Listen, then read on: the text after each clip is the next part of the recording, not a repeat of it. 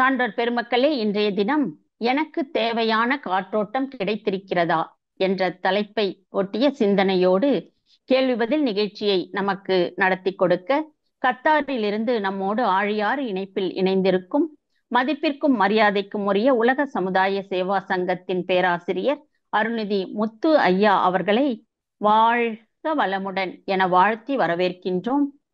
நிகழ்ச்சிக்கு செல்வதற்கு முன்பு ஐயா அவர்களை பற்றிய குறிப்புகளை அன்பர்களிடம் பகிர்ந்து கொள்வதில் பெருமகிழ்ச்சி அடைகின்றோம். மதிப்பிற்கும் மரியாதைக்கும் உரிய உலக சமுதாய சேவா சங்கத்தின் பேராசிரியர் அருள்நிதி முத்து ஐயா அவர்கள் தமிழ்நாட்டில் திருநெல்வேலி மாவட்டத்தை சேர்ந்தவர்கள். தற்போது கத்தார் நாட்டில் வசித்து வருகின்றார்கள். ஐயா அவர்கள் தனியார் நிறுவனத்தில் பொது மேலாளராக பணியாற்றி வருகின்றார்கள். கல்வி தகுதியாக பிடெக் முடித்துள்ளார்கள். MSc yoga for human excellence, ஜோதிடம், இயற்கை மருத்துவத்தில் பட்டங்களை பெற்றுள்ளார்கள். கடந்த 22 வருடங்களாக மனவளக்கலையில் தம்மை இணைத்துக் கொண்டு சிறப்பாக சேவை செய்து வருகின்றார்கள். கத்தார் நாட்டின் ஞானத்தென்றல் என்ற விருதினை எழுமின் அமைப்பு ஐயா அவர்களுக்கு அளித்து கௌரவித்துள்ளது. வளைகுடா நாடுகளில் பல இடங்களுக்கு சென்று வேதாத்திரிய பயிற்சிகளையும் தத்துவங்களையும் விதைத்துக் கொண்டிருக்கும் பெருமை மிக்கவர்கள். இணைய வழியே லாக்டவுன் காலத்திலிருந்து தற்போது வரை பல சிந்தனை உரைகளை நமக்கு அளித்துக் கொண்டு நம் அறிவை உயர்த்தி வருகின்றார்கள். இத்தகைய பல்வேறு சிறப்புகளை உடைய ஐயா அவர்களை எனக்கு தேவையான காற்றோட்டம் கிடைத்திருக்கிறதா என்ற சிந்தனையோடு கூடிய கேள்வி பதில் நிகழ்ச்சியை நடத்தி கொடுக்க வேண்டி அன்போடு அழைக்கின்றோம். வாழ்க வளமுடன் ஐயா. வாழ்க வையகம், வாழ்க வையகம், வாழ்க வளமுடன். குருவழியாய குணங்களில் நின்று கருவழியாய கணக்கை அறுக்க வருமொழி வளமாக அறிவு அறிந்து அன்பு வழி அருளும் குருவே அடிபணிக்கின்றேன். குரு வாழ்க, குருவே துணை. இணையத்தில் இணைந்துள்ள சகோதர சகோதரிகள் மற்றும் தொழில்நுட்பத்துறை நிர்வாகிகள், ஒருங்கிணைப்பாளர்கள் ஒவ்வொருவருக்கும் எனது பணிவான காலை வணக்கம். மேலை நாட்டு அறிஞர்கள் பல ஆராய்ச்சிகள் கண்டுபிடித்துக் கொண்டிருக்கிறார்கள். அதில் மூன்றின் விதி அப்படின்னு ரூல் ஆஃப் த்ரீ அப்படின்னு ஒன்றை கண்டுபிடித்திருக்கிறார்கள். அந்த மூன்றின் விதி என்ன சொல்லுகிறது என்றால், நம் உடலுக்கு காற்று 3 நிமிடத்திற்கு மேல் இல்லாமல் உயிர் வாழ்வது கஷ்டம். அதே மாதிரி 3 நாட்களுக்கு தண்ணீர் இல்லாமல் உயிர் வாழ்வது கஷ்டம். 3 வாரங்களுக்கு மேல் உணவு இல்லாமல் உயிர் வாழ்வது கஷ்டம். அதாவது பெரிய ஆபத்து இருக்கிறது என்று மருத்துவ ஆராய்ச்சிகள் சொல்லிக் கொண்டிருக்கிறது. நாம் ஒரு 3 நிமிஷம் 2 மூக்கையும் பொத்திட்டு காற்று உள்ளேயே போகாத அளவுக்கு தம் கட்டி இருந்தாலும் நம்ம உடலில் இருக்கக்கூடிய அந்த தானியங்கி நரம்பு மண்டலம், ஆட்டோனமஸ் நர்வஸ் சிஸ்டம், அது என்ன பண்ணும், எப்படியாவது நம்ம கையை எடுத்து அதை துறக்க வச்சு காற்றை உள்வாங்கிக் கொள்ளும். அந்த அளவுக்கு நம் உடலுக்கு தேவையான காற்றை உள்ளிழுக்கிற ஒரு படைப்பு அந்த டிசைன்லேயே கொடுக்கப்பட்டிருக்கிறது. ஆனால் அதையும் மீறி நம்ம உடலில் தேவையான அளவை காற்று நமக்கு கிடைத்து கொண்டு இருக்கிறதா அப்படின்னு ஒரு சின்ன சந்தேகம் வருவதற்கு பெரிய காரணம், இன்னைக்கு உலக சுகாதார மையம் 98% மக்கள் சரியாக சுவாசிப்பதில்லை அப்படின்னு ஒரு ஒரு ஒரு ரிப்போர்ட்டை இப்போ இல்லை 15 வருஷத்துக்கு முன்னாடி அவர்கள் கூறியிருக்கிறார்கள். அது மட்டும் இல்லை, இன்னைக்கு நுரையீரல் சம்பந்தப்பட்ட பிரச்சனைகள் உலக அளவில் எப்படி அதிகரித்து கொண்டிருக்கிறது அப்படிங்கிற புள்ளியை பார்த்தோம்னா, 2023லேருந்து 2024 ஒரு வருஷத்துக்கு 1%, 0.5%, 2% அப்படிலாம் இன்க்ரீஸ் ஆகலையாம். எக்ஸ்போனென்ஷியல்னு ஆங்கிலத்தில் சொல்லுவாங்க. அதாவது பல மடங்கு இந்த சுவாச சம்பந்தப்பட்ட நோய்கள் பெருகி கொண்டு இருக்கிறது என்று உலக சுகாதார மையம் சொல்லுகிறது. அது மட்டும் இல்லை, இன்னைக்கு நம்மளே கண்கூடாக பார்க்கிறோம். அந்த காலத்தில் நான் குழந்தையா இருக்கும்போதெல்லாம் ஒரே டாக்டர் தான், ஜென்ரல் ஃபிசிஷியன். அவர் எல்லாத்துக்கும் அவர் தான் அதை பார்ப்பாரு, மருந்து கொடுப்பார். இன்னைக்கு கார்டியாலஜிஸ்ட்டு கண்ணுக்கு தனி, அதுக்கு தனி, இதுக்கு தனின்னு இருக்குது. நுரையீரலுக்கு பல்மனாலஜிஸ்ட்னு ஒரு டாக்டர் இருக்காங்க. பல்மனாலஜிஸ்ட்னு ஒரு டாக்டர் நுரையீரல் சம்பந்தப்பட்ட பிரச்சனைகளை நல்ல தெளிவாக படிச்சுட்டு வந்து அதனுடைய பிரச்சனைகளை தீர்ப்பதற்கு மருந்துகள் மருத்துவம் கொடுக்கிறார்கள். ஆனால் இன்னைக்கு அது மாவட்டத்துக்கு ஒருத்தர் அப்படின்னு சொல்றதுக்கு இல்லை, ஒரு ஊருக்கு ஒரு பல்மனாலஜிஸ்ட் இருக்கிற அளவுக்கு சுவாச பிரச்சனைகள் கூடிக்கொண்டு இருக்கிறது. இது கூட பெரிய விஷயம் இல்லை. இன்னைக்கு பீடியாட்ரிக் பல்மனாலஜிஸ்ட் அப்படின்னு ஒரு ஸ்பெஷலைஸ்டு ஒரு ஒரு ஒரு படிப்பை உருவாக்கி அதற்குண்டான சிறப்பு மருத்துவர்கள் குழந்தைகளுக்கு வருகிற சுவாச பிரச்சனையை கவனிக்கிறதுக்குன்னு ஸ்பெஷலிஸ்டாக இருக்காங்கன்னா அப்போ எந்த அளவுக்கு சுவாச பிரச்சனைகள் அதிகரித்து கொண்டு இருக்கிறது, இது வருங்காலத்தில் அது எப்படி ஆகப்போகுது அப்படிங்கிறத நாம் பார்க்கும்போது மனசு ரொம்ப கஷ்டமாக இருக்கிறது. அதுக்கு இந்த நாம் இன்னைக்கு சிந்திக்க போகிற அந்த முதல் கேள்வி, எனக்கு தேவையான காற்று எனக்கு கிடைத்து கொண்டு இருக்கிறதா, எப்படி அதை நான் கண்டுபிடிப்பது, என்னென்ன அது எனக்கு கிடைக்கலைன்னா என்னென்ன செய்யும், அப்படி கிடைக்கலை என்றால் அதுக்கு ஒரு 15 ஒரு அறிகுறிகள், இந்த 15ல் எனக்கு ஒரு 5 இருக்கு என்றால் கண்டிப்பாக எனக்கு காற்று பற்றாக்குறையாக இருக்கிறது, காற்றோட்டம் சரியாக முழுமையாக என் உடலுக்கு தேவையான அளவு கிடைக்கவில்லை என்று அர்த்தம். அப்படின்னா நான் என்ன செய்யணும், அந்த காற்றோட்டத்தை சீராக வைத்துக்கொள்வதற்கு என்ன செய்யணும், அதற்கு உண்டான ஒரு 7 ஒரு டிப்ஸ், ஒரு கைட்லைன்ஸ், ஒரு ஆலோசனைகள், அதையும் நாம் அடுத்த ஒரு 20 நிமிஷத்துக்கு நம்ம பார்க்க இருக்கிறோம். இப்போ முதல்ல காற்று நமக்கு ஏன் தேவை அப்படிங்கிறது நம்ம எல்லாருக்கும் தெரியும். இருந்தாலும் அதை கொஞ்சம் நினைவுபடுத்திக் கொள்வோம். இயற்கை படைப்புல மாபெரும் படைப்பு, அந்த இயற்கை படைப்புல எல்லாத்துக்கும் பிரபஞ்சத்தில் இருக்கிற உயிரினங்கள் உயிரற்றது அத்தனைக்கும் அடிப்படை காரணம் என்னன்னு பார்த்தா விண் என்ற மூலக்கூறு அப்படின்னு மகரிஷி தெளிவாக சொல்லியிருப்பார்கள். ஆகாசம் என்று சொல்லுகிறோம். அதற்கு அடுத்த பரிணாமம், அதற்கு அடுத்த தன்மாற்றம் காற்றுதான். அப்ப எவ்வளவு முக்கியம் அப்படிங்கிறது நம்ம இதிலேயே இருந்து நாம தெரிந்து கொள்ளலாம். நம்ம உடலுக்கு தேவையான உணவை பற்றி நாம எந்த அளவுக்கு சிந்தனை செய்கிறோம், எத்தனை அளவுக்கு எவ்வளவு அளவுக்கு நாம் அக்கறை எடுத்துக்கொள்கிறோம். ஆனா 3 நேரம் தான் சாப்பிடுறோம். அந்த அளவுக்காவது 24 மணி நேரமும் நாம் சுவாசித்துக் கொண்டிருக்கிற காற்றின் மீது அக்கறை செலுத்துகிறோமா, அதை பற்றி சிந்திக்கிறோமா, தேவையான காற்று எனக்கு கிடைக்கிற அளவுக்கு முயற்சிகள் எடுக்கிறோமா அப்படின்னு கேட்டா அந்த நோய்கள்லாம் ஏன் வந்திருக்கு அப்படிங்கிறது அந்த பதிலில் இருந்தே நமக்கு தெரிந்து கொள்ள முடியும். நம்ம நுரையீரலை எடுத்துக்கிட்டோம் அப்படின்னு சொன்னால் நல்ல காற்று உள்ளே போகணும், உள்ளே இருக்கிற கெட்ட காற்று வெளியில் வரணும். நல்ல காற்று என்பது அதில் இருக்கிற ஆக்சிஜன் உள்ளே போகணும், உள்ளே இருக்கிற கெட்ட காற்று என்பது கார்பன் டை ஆக்சைடுன்னு சொல்கிறோம், CO2ன்னு சொல்கிறோம், அது வெளியில் வரணும்.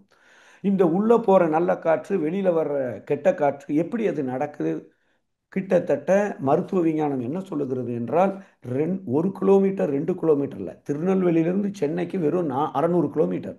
ஆனால் 2400 கிலோமீட்டர் அளவுக்கு காற்று பாதைகள் நுரையீரலுக்குள்ளே இருக்கிறது. அப்போ எவ்வளவு தூரம் இந்த காற்று உள்ளே போய் பயணம் செய்து நல்லதை உள்ளே அனுப்பிச்சு கெட்டதை வெளியில் எடுத்து மூக்கு வழியாக வெளியே அனுப்புவதற்கு இந்த நுரையீரல் போராடி கொண்டு இருக்கிறது அப்படிங்கிறத நம்ம புரிந்து கொள்ளலாம்.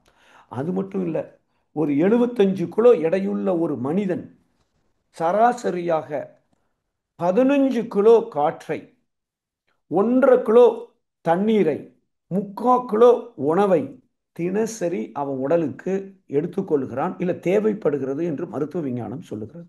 அதாவது ஒரு நிமிஷத்துக்கு 8 லிட்டர் காற்று இந்த உடலுக்கு தேவைப்படுகிறது. நம்ம 1.5 லிட்டர் வாட்டர் பாட்டில் கடையில் பார்த்துருப்போம், மினரல் வாட்டர்னு பார்த்துருப்போம், 1.5 லிட்டர். ஆனால் மருத்துவ விஞ்ஞானம் என்ன சொல்லுகிறது என்றால் ஒரு நிமிஷத்துக்கு 8 லிட்டர் காற்று உடலுக்கு தேவைப்படுகிறது. அப்போ ஒரு நாளைக்கு 12,000 லிட்டர் காற்று தேவைப்படுகிறது. இது உண்மையிலேயே இந்த ஒரு நிமிடத்திற்கு தேவையான அந்த 8 லிட்டர் காற்று எனக்கு கிடைத்து கொண்டு இருக்கிறதா? இது கிடைச்சா தான் உள்ளே இருக்கிற கெட்டது வெளியில் வரும், நல்ல காற்று உள்ளே போகும். அப்போ அந்த ஆக்சிஜன் என்னென்ன செய்யணுமோ கலக்கணும். ரத்தத்தில் கலந்தா மட்டும் போதாது, இந்த ரத்தம் ஒவ்வொரு செல்லுக்குள்ளே போகணும். ஒவ்வொரு செல்லை போனால் போதாது, செல்லுக்கு உள்ளே இருக்கிற அங்கே ஒரு கேட் இருக்கு, அதை தாண்டி அது உள்ளே போனால் தான் செல்லு தன்னுடைய வேலையை செய்யும்.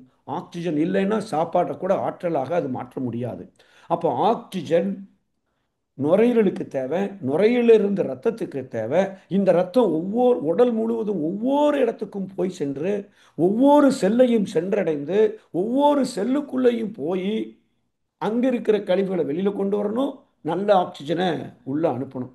இதுதான் நம்ம சுவாசித்தல் அப்படின்னு நம்ம சொல்லி, இதை நம்ம செய்யலை அப்படின்னு சொன்னால், இது உள்ள நடக்கலை அப்படின்னு சொன்னால் நமக்கு பெரிய பிரச்சனை இருக்கிறது. ஸோ அப்போ நமக்கு தேவையான, நாம் நல்ல ஃப்ரெஷ் இயற்கை உணவை சாப்பிட்டாலும் அது சத்தாக மாறுவதற்கு ஆக்சிஜன் தேவைப்படுகிறது. அப்போ இந்த ஆக்சிஜன் என்பது சத்தை உறிந்து கொள்வதற்கும் தேவைப்படுகிறது, கழிவை வெளியேற்றுவதற்கும். அது ஒவ்வொரு செல்லில் உற்பத்தி ஆகிற கழிவை வெளியேற்றுவதற்கும் காற்று தேவை. அந்த CO2 கார்பன் டை ஆக்சைடு ரத்தத்தில் இருக்கிற அதை வெளியில தள்ளுவதற்கும் காற்று வந்தால் தான் இந்த காற்று வெளியில போகும். அப்போ இந்த காற்று என்பது நமக்கு ரொம்ப ரொம்ப ரொம்ப அவசியம். இந்த உலக சுகாதார மையம் 98% மக்கள் சரியாக சுவாசிப்பதில்லை என்று சொல்வதற்கு என்ன காரணம் என்றால், அவங்க ஷாலோ பிரீத்திங் அப்படின்னு சொல்றாங்க. இப்போ இப்போ என்னுடைய நுரையீரல் ஒரு பலூன் மாறினா, அந்த பலூன்ல ஷாலோ பிரீத்திங்னா அதை மூணா பிரிச்சுக்கிட்டீங்கன்னா, இந்த மேலே இருக்கிற மூன்றில் ஒரு பங்கு நுரையீரலுக்கு மட்டும்தான் நான் சுவாசிக்கிற காற்று உள்ள போகுது. அங்க இருக்கிற கெட்ட காத்து வெளியில போகுது. இது உலக சுகாதார மையம் உண்மையிலே கரெக்டாக தான் சொல்லியிருக்காங்களா அப்படின்னு பார்த்தா, 100% சரியாகத்தான் சொல்லியிருக்கிறார்கள் என்பதை நம்மால் உணர முடியும், மனவளக்கலை ஆசிரியர்களால். ஏன்னா நாம அஹ், நேற்று காயக்கல்ப பயிற்சி குவைத்தில் நான் ஒரு 3 நாள் குவைத் போயிருக்கேன். காயக்கல்ப பயிற்சி எடுத்தோம். அங்கே இந்த காயக்கல்ப பயிற்சி எடுத்தவங்கள்ட்ட நம்ம மூச்சை உள் வாங்கிட்டு ஓஜஸ் பிரத்தை எடுத்துட்டு அப்புறம் வாய் வழியாக ஓஜஸை உச்சந்தலையில இருந்து கால் பாதம் வரைக்கும் பரவ விடுற அளவுக்கு மூச்சை வாய் வழியாக வெளியே விட வேண்டும் என்று நம்ம காயக்கல்பத்தில் சொல்லி கொடுக்கோம். ஒரு சிலருக்கு மூச்சை உள் வாங்குறது இவ்வளோதான், அதுக்கு மேலே இழுக்க முடியல. மூச்சை விடுறது இவ்வளோதான் விடுதே ஒழிய ஒரு ஒரு 2 செகண்ட், 5 செகண்ட் அதுக்கு மேலே வெளியில் விட முடியல. ஏன்னா நுரையீரல்ல ஒரு மேலே இருக்கிற 1/3 தான் சுருங்கி விரிதே ஒழிய, கீழே இருக்கிற 3/2 பங்கு நுரையீரல் அது பலூனா இருந்தாலும் அப்படிதான் நிற்க ஒழிய அது சுருங்கி விரியாம இருக்கிறது. அப்போ எப்படி அங்கே இருக்கிற கெட்ட காற்று வெளியில் வரும், நல்ல காற்று உள்ளே போகும்?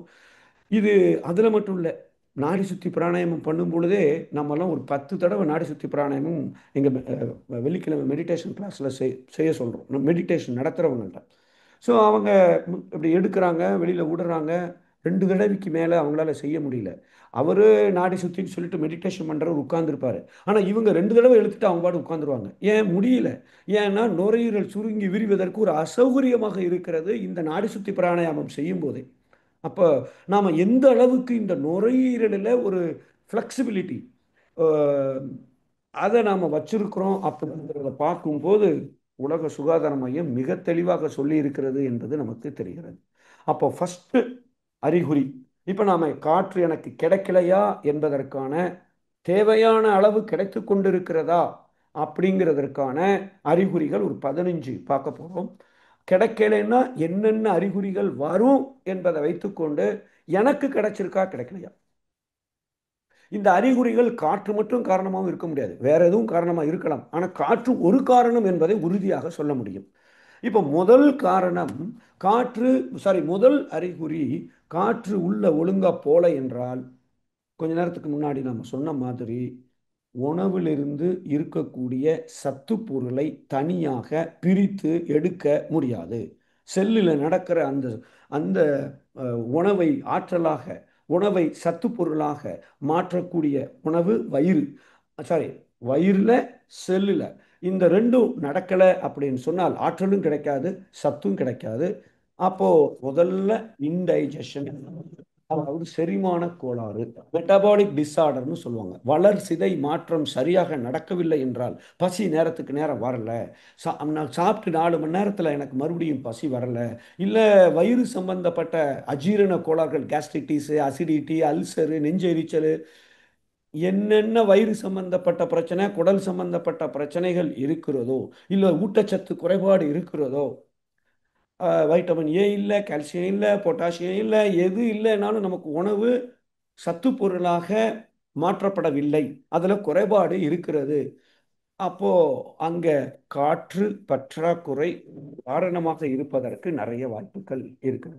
ஸோ அப்போ அது சரியா இருக்கா அப்படின்னு பார்த்துக்கணும். இது முதல் அறிகுறி. ரெண்டாவது, காத்து அப்படின்னாலேயே ஒரு அசைவு அப்படின்னு நமக்கு நல்லாவே தெரியும். காத்தே என்ன, காத்தே அடிக்கலையே, எப்படி சொல்றோம்? பக்கத்துல 4 மரம் இருக்கு, ஒரு இலை அசையல. அப்ப காற்று என்றாலேயே அசைவு அப்படின்னு அர்த்தம், மூமெண்ட் அப்படின்னு அர்த்தம். அப்ப நம்ம உடல்ல எது எதெல்லாம் ஓடிக்கொண்டு இருக்கிறதோ அத்தனை அசைவிற்கும், அத்தனை ஓட்டத்திற்கும் இந்த காற்று கம்மியா இருந்தா ரத்தம் கூட சரியா ஓடாது, பம்ப் பண்ணாலும். ஏன்னா காற்றின் தன்மை அசையக்கூடியது. இப்போ அப்ப இந்த அசைவு என் உடல்ல சரியா இல்லைன்னு சொன்னால், இல்ல இந்த காற்று ரொம்ப அதிகமாக இருந்தால் என்ன ஆகும்? காற்று இல்லைன்னா இலை அசையாது. காற்று வேகமா இருந்தா மரம் வேரோட பிச்சுட்டு கீழே விழுந்துரும். இந்த ரெண்டுமே எனக்கு நடக்கலாம். உள்ள இருக்கிற நம்ம உடல்ல இருக்கிற கேஸ் அது நிறைய இருந்தா நம்மளால ஒரு இடத்துல உட்காரவும் முடியாது, வலி பின்னி எடுத்துரும். காற்று பற்றாக்குறையாக இருந்தால் உள்ள எது எது அசைவு நடக்கிறதோ அந்த அசைவு கொஞ்சம் சரியாக நடக்காது, தாமதமாகும். இந்த தேவையான காற்று நமக்கு இல்லைன்னா ரொம்ப அதிகம் பாதிக்கப்படக்கூடிய அசைவு எது அப்படின்னு கேட்டால் கழிவுப் பொருள் வெளியேறுவது. நாம சாப்பிடுகிற உணவிலிருந்து திடக்கழிவு, அது மலம்னு சொல்கிறோம். திரவக்கழிவு, யூரின்னு சொல்கிறோம். கண்ணீர்னு சொல்கிறோம். மூக்கிலிருந்து வர்றதை சொல்கிறோம். தோல்லிருந்து வர்ற வியர்வியை சொல்கிறோம். இப்படி திரவக் கழிவுகள் அது வேற இருக்கு. மூணாவது காற்று கழிவுகள், நமக்கே தெரியும், ஏப்பம் விடுறதுல இருந்து கேஸ் போடுறதுல இருந்து இது எல்லாம் வாயு கழிவுகள்.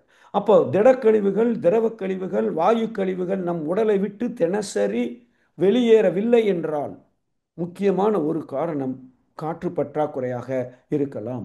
அப்ப காற்று எனக்கு தேவையான அளவு கிடைக்கலைன்னா முதல்ல மலச்சிக்கல், யூரினே போக மாட்டேங்குது. அப்போ மலச்சிக்கல் இருக்கு என்றால் முதல்ல கொஞ்சம் ஆராய்ச்சி பண்ணி பார்த்தோன்னா மலக்குடல் ஒன்று இருக்கு. திடக்கழிவு அங்கே வந்தாச்சு. இந்த அந்த பைப்புக்குள்ள, மலக்குடலுக்குள்ள இருக்கிற அந்த கழிவை எப்படி வெளியேற்றணும்? யாராவது ஒருத்தர் கம்பி வச்சு குத்தணும். அங்கே குத்துறதுக்கு அங்கே ஒன்றும் இல்லை. ஆனால் என்ன செய்யுது, மலக்குடலுக்கு காற்று வருகிறது. இந்த காற்று என்ன செய்யுது, அப்படியே கொஞ்சம் கொஞ்சமாக அதை அமுக்கி அமுக்கி இங்கே இருக்கிற திடத்தை அடுத்தது இது அமுங்குது, இது அடுத்தது, இது அடுத்தது, இது அடுத்தது. இந்த காற்று இருப்பதினால் அது அசைஞ்சு அசைஞ்சு இந்த அந்த திடக்கழிவை இங்கே இருக்கிறத ஆசனவாய் வழியா வெளியேற்றுவத அளவுக்கு போதுமான காற்று இல்லாவிட்டால் இது இங்கேயே தங்கிவிடும். அதைத்தான் நம்ம மலச்சிக்கல் என்று சொல்லுகிறோம். இயற்கை மருத்துவத்தில் ஏகப்பட்ட நோய்களை நம்ம பேரெல்லாம் நிறைய கேள்விப்படுறோம். அலோபதி, பல நோய், ஆயிரம் புதுசு புதுசாக நோயை கண்டுபிடிச்சிட்டு வேற இருக்காங்க. ஆனால் இயற்கை மருத்துவத்தை போனீங்கன்னா அதெல்லாம் கிடையாதுங்க. எல்லா நோயும் ஒன்று தான், ஒரே ஒரு நோய் தான் அவங்கள பொறுத்த வரைக்கும். எந்த நோயின்னு இயற்கை மருத்துவர்கிட்ட போனாலும் அவங்கள பொறுத்த வரைக்கும் அனைத்து நோய்களுக்கும் அடிப்படை காரணம் நம் உடலில் தங்கக்கூடிய நச்சுப் பொருட்கள், கழிவுகள். இந்த கழிவு அன்றாட வெளியேறணும். இல்லை நான் ஒரு மாசமா வெளியேறல, உள்ள இருக்கு அந்த தேங்கிய கழிவுகள், அது கண்டிப்பாக நோய்களை உருவாக்கும். அப்போ இந்த அன்னன்னைக்கு உருவாகிற கழிவு, ஏற்கனவே உருவாகி தேங்கிய கழிவு, இந்த கழிவு வெளியேறவில்லை என்றால் இயற்கை மருத்துவத்தை பொறுத்தவரை அது எந்த நோயை வேணாலும் உற்பத்தி பண்ணலாம். அப்போ நாம மலச்சிக்கல், கழிவு வெளியேற்றம் அது சரியாக நடக்கலை அப்படிங்கிறது எனக்கு தெரியுது என்றால் திடக்கழிவை நம்ம அஹ், ரொம்ப கஷ்டப்பட்டு போகிறோம் அப்படின்னா அங்கே பைல்ஸ், மூலம்னு ஒரு நோய் வருது. இது எல்லாத்தையும் நமக்கு கொஞ்சம் யோசிச்சு பார்த்துட்டோம்னா எனக்கு காற்று பற்றாக்குறையாக இருப்பதற்கான வாய்ப்புகள் ரொம்ப ரொம்ப அதிகம் இருக்கிறது அப்படிங்கிறது ரெண்டாவது விஷயம்.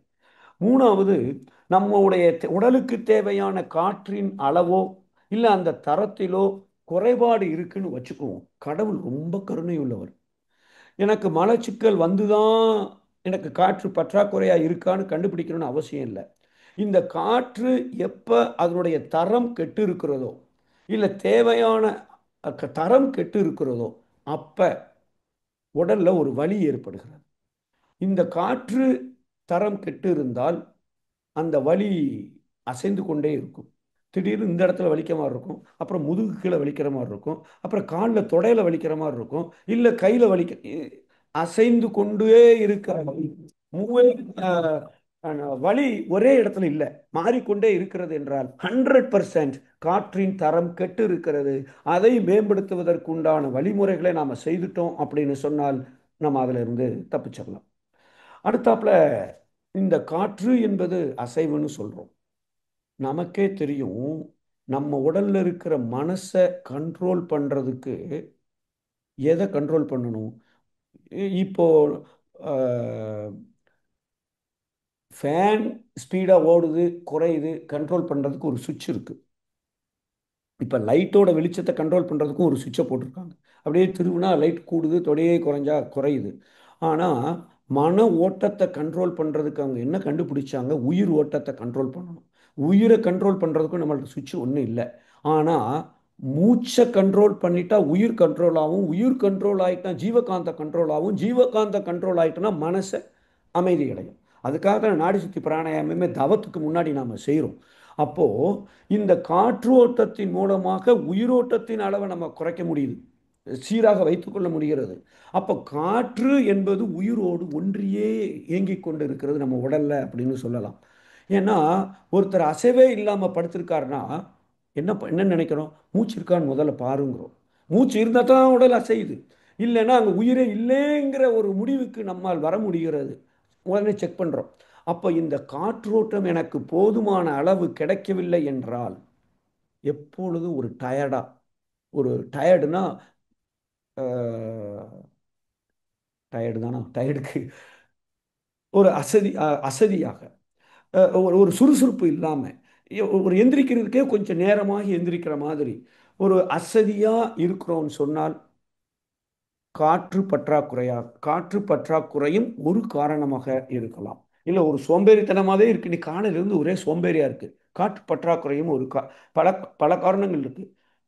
நமக்கு இரும்புச்சத்து குறைபாடு இருந்தாலும் வரலாம், தேவையான சாப்பாடை நம்ம சாப்பிடாம இருந்தாலும் வரலாம், பயங்கரமாக 4 நாளாக தூங்கலைனாலும் வரலாம், காற்று பற்றாக்குறையும் வரலாம், சோர்வு, மந்தம். சூப்பர் சார், நன்றி. சாட் பாக்ஸில் போட்டிருக்காரு, வெரி நைஸ்.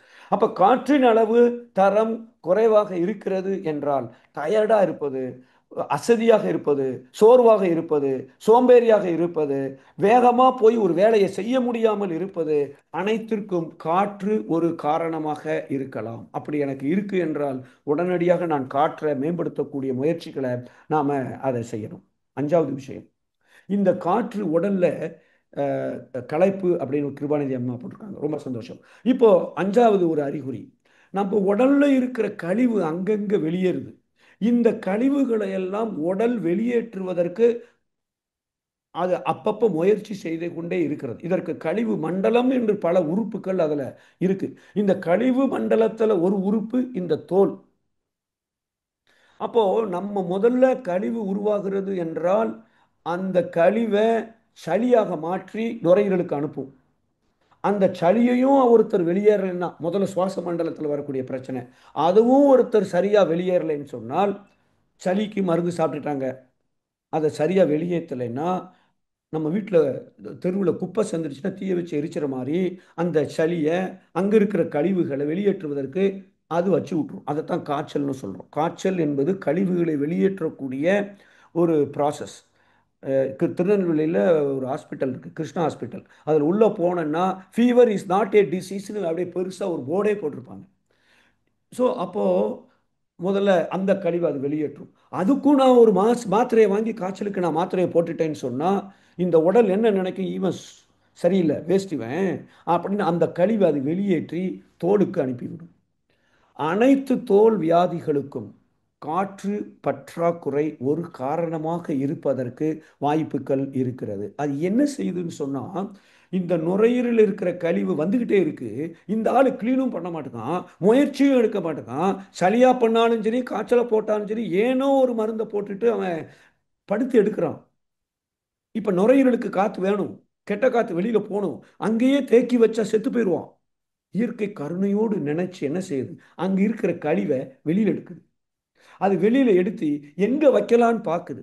அது முதல்ல தேர்ந்தெடுக்கிற ஒரு இடம் தான் இந்த தோல். தோல் கருப்பாகுது, வெள்ளையாகுது, ஒரு அந்த அந்த கலர்ல ஒரு மாற்றம் வருகிறது, இல்ல கருப்பு கலர் கூடிக்கிட்டே இருக்கு. ஒன்றும் இல்லை, தோல்ல கழிவுகள் தேங்க ஆரம்பித்திருக்கிறது. இந்த உடல் நுரையீரலில் இருக்கிற கழிவை வெளியேற்றுவதற்கு வழி இல்லை. அதனால் அது தோலுக்கு அனுப்பி தோலில் தேக்கி வைக்க ஆரம்பிக்கிறது. குப்பை அங்கே சேர்ந்துட்டு இருக்குன்னா எல்லாத்தையும் எடுத்து ஒரு குப்பை பெட்டின்னு ஒன்று வச்சிருக்கிறோம்.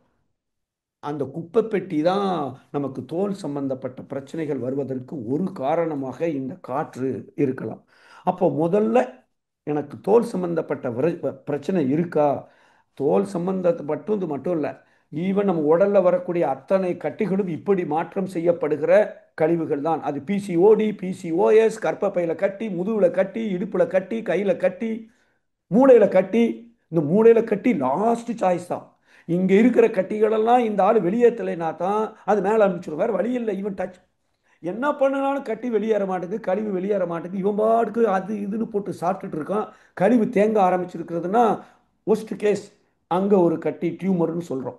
அப்போ இந்த கட்டிகள், தோலில் வரக்கூடிய பிரச்சனைகள் அத்தனைக்கும் அதுதான் காரணம்.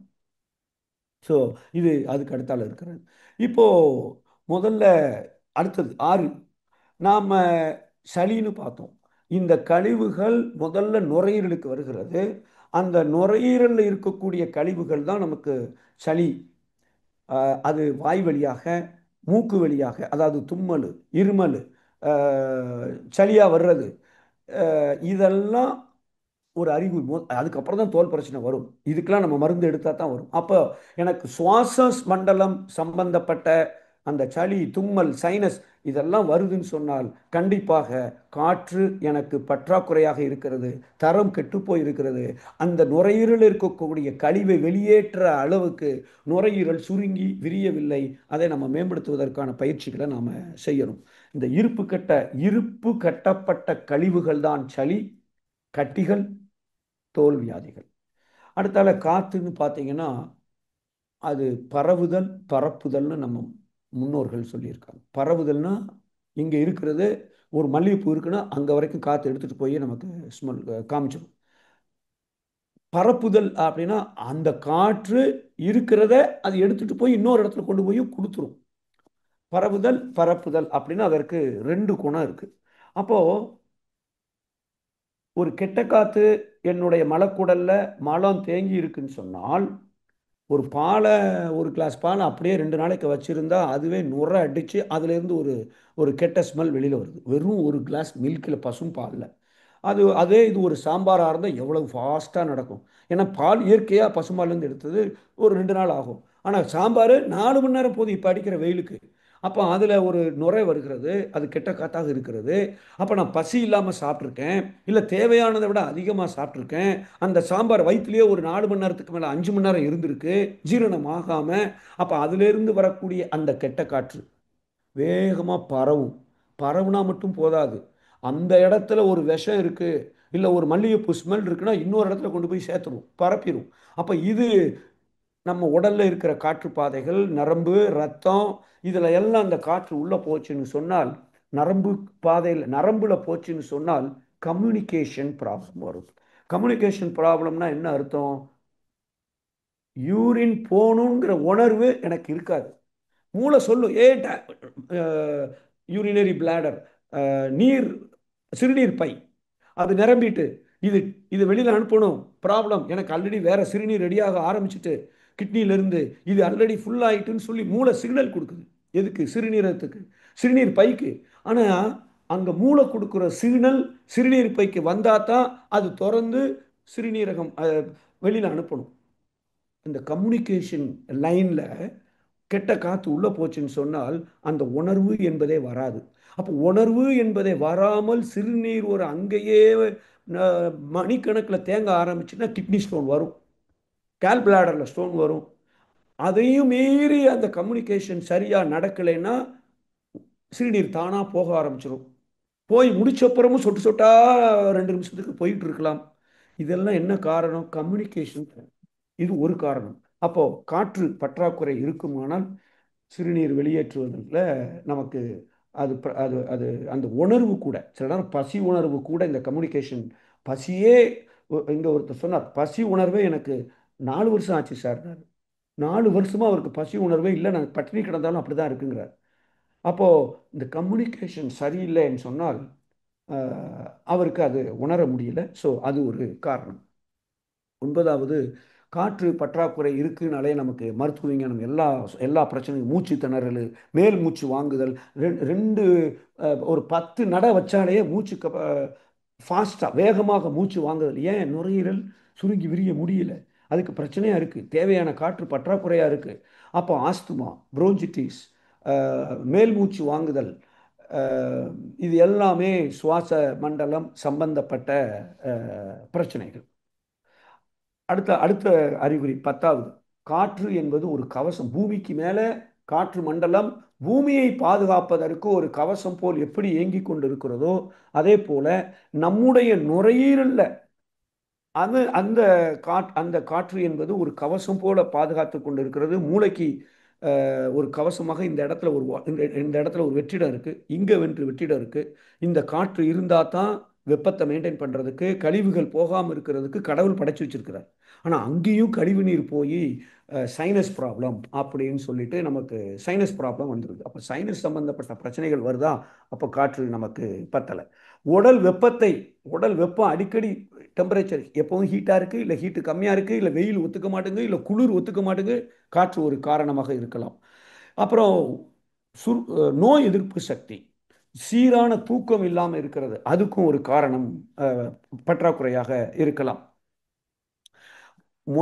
தொண்டை சம்பந்தப்பட்ட பிரச்சனை, குரல் சம்பந்தப்பட்ட பிரச்சனை, இதுக்கும் ஒரு காற்று ஒரு காரணமாக இருக்கலாம். இப்போ இது வரைக்கும் நம்ம பார்த்த அத்தனை அறைக்குறிகளில் ஒரு 5 இருக்குன்னு சொன்னால், கண்டிப்பாக நம்ம காற்றை தேவையான அளவு மேம்படுத்தி கொள்வதற்கு நாம் என்ன செய்யணுமோ அதை நம்ம செய்யலை அப்படின்னு சொன்னால் அந்த பிரச்சனை கூடிக்கொண்டே இருக்கும்.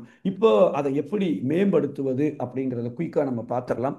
மகரிஷி அவர்கள் நரம்பு தசைநார் மூச்சு பயிற்சி கொடுத்திருக்கிறார்கள். இந்த மூச்சு பயிற்சியை செய்யும் பொழுது ஒட்டுமொத்தமாக அந்த நுரையீரலை மேல் பகுதி, நடுப்பகுதி, அடிப்பகுதி, பக்கவாட்டில், பின்புறத்தில், அக்கு வேறு ஆணி வேற அந்த பலூனை சுருக்கி விரிக்கிற அளவுக்கு அருமையான ஒரு பயிற்சியை கொடுத்திருக்கிறார்கள்.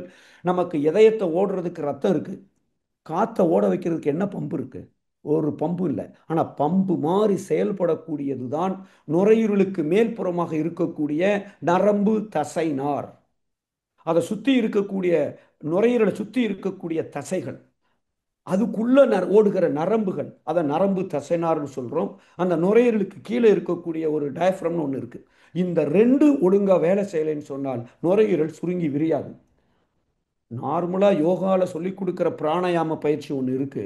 ஆனால் மகரிஷி அவர்கள் கொடுத்திருக்கிற பயிற்சி நரம்பு தசைநார் மூச்சு பயிற்சி என்றால் காற்றை உள்ள அனுப்பி வெளியில் வர்ற வேலையை மட்டும் செய்யலை, இந்த பம்ப் பண்ணக்கூடிய நரம்பு தசைநார்களை ஆக்டிவேட் பண்ணுகிற ஒரு பயிற்சியை நமக்கு அதில் இணைத்து கொடுத்திருப்பது நம்ம மூச்சு பயிற்சியோட மிகப்பெரிய சிறப்பு. அதுக்காகத்தான் தொப்புள்ள ஒரு கையை வைக்கணும், நரம்பு முடிகிற இடம். இன்னொரு கையை இங்கே வைக்கிறோம், இது நரம்பு முடிகிற இடம். அப்போ இந்த நரம்பு முடிகிற இடத்துல 2 இடத்த அடைச்சிட்டு உள்ளே இருக்கிற நரம்பு தசைநாரை ஆக்டிவேட் பண்ணுகிற அளவில் மகரிஷி அவர்கள் வடிவமைத்திருக்கிறார்கள். அது ஒரு முக்கியமான பயிற்சி. 2வது கபாலபதி பயிற்சி, நாடி சுத்தி பிராணாயாம பயிற்சி. கை பயிற்சியிலே முதல் 2 நிலையில் மூச்சை வாங்கி வெளியில் விடுகிறோம். ஸோ அந்த பயிற்சி, இது எல்லாம் நம்ம செய்யலாம். இது கண்டிப்பாக இதை செய்யணும். இந்த கற்றாக்குறை இருக்கவங்க ஒரு நாளைக்கு 2 தடவை கூட செய்யலாம்.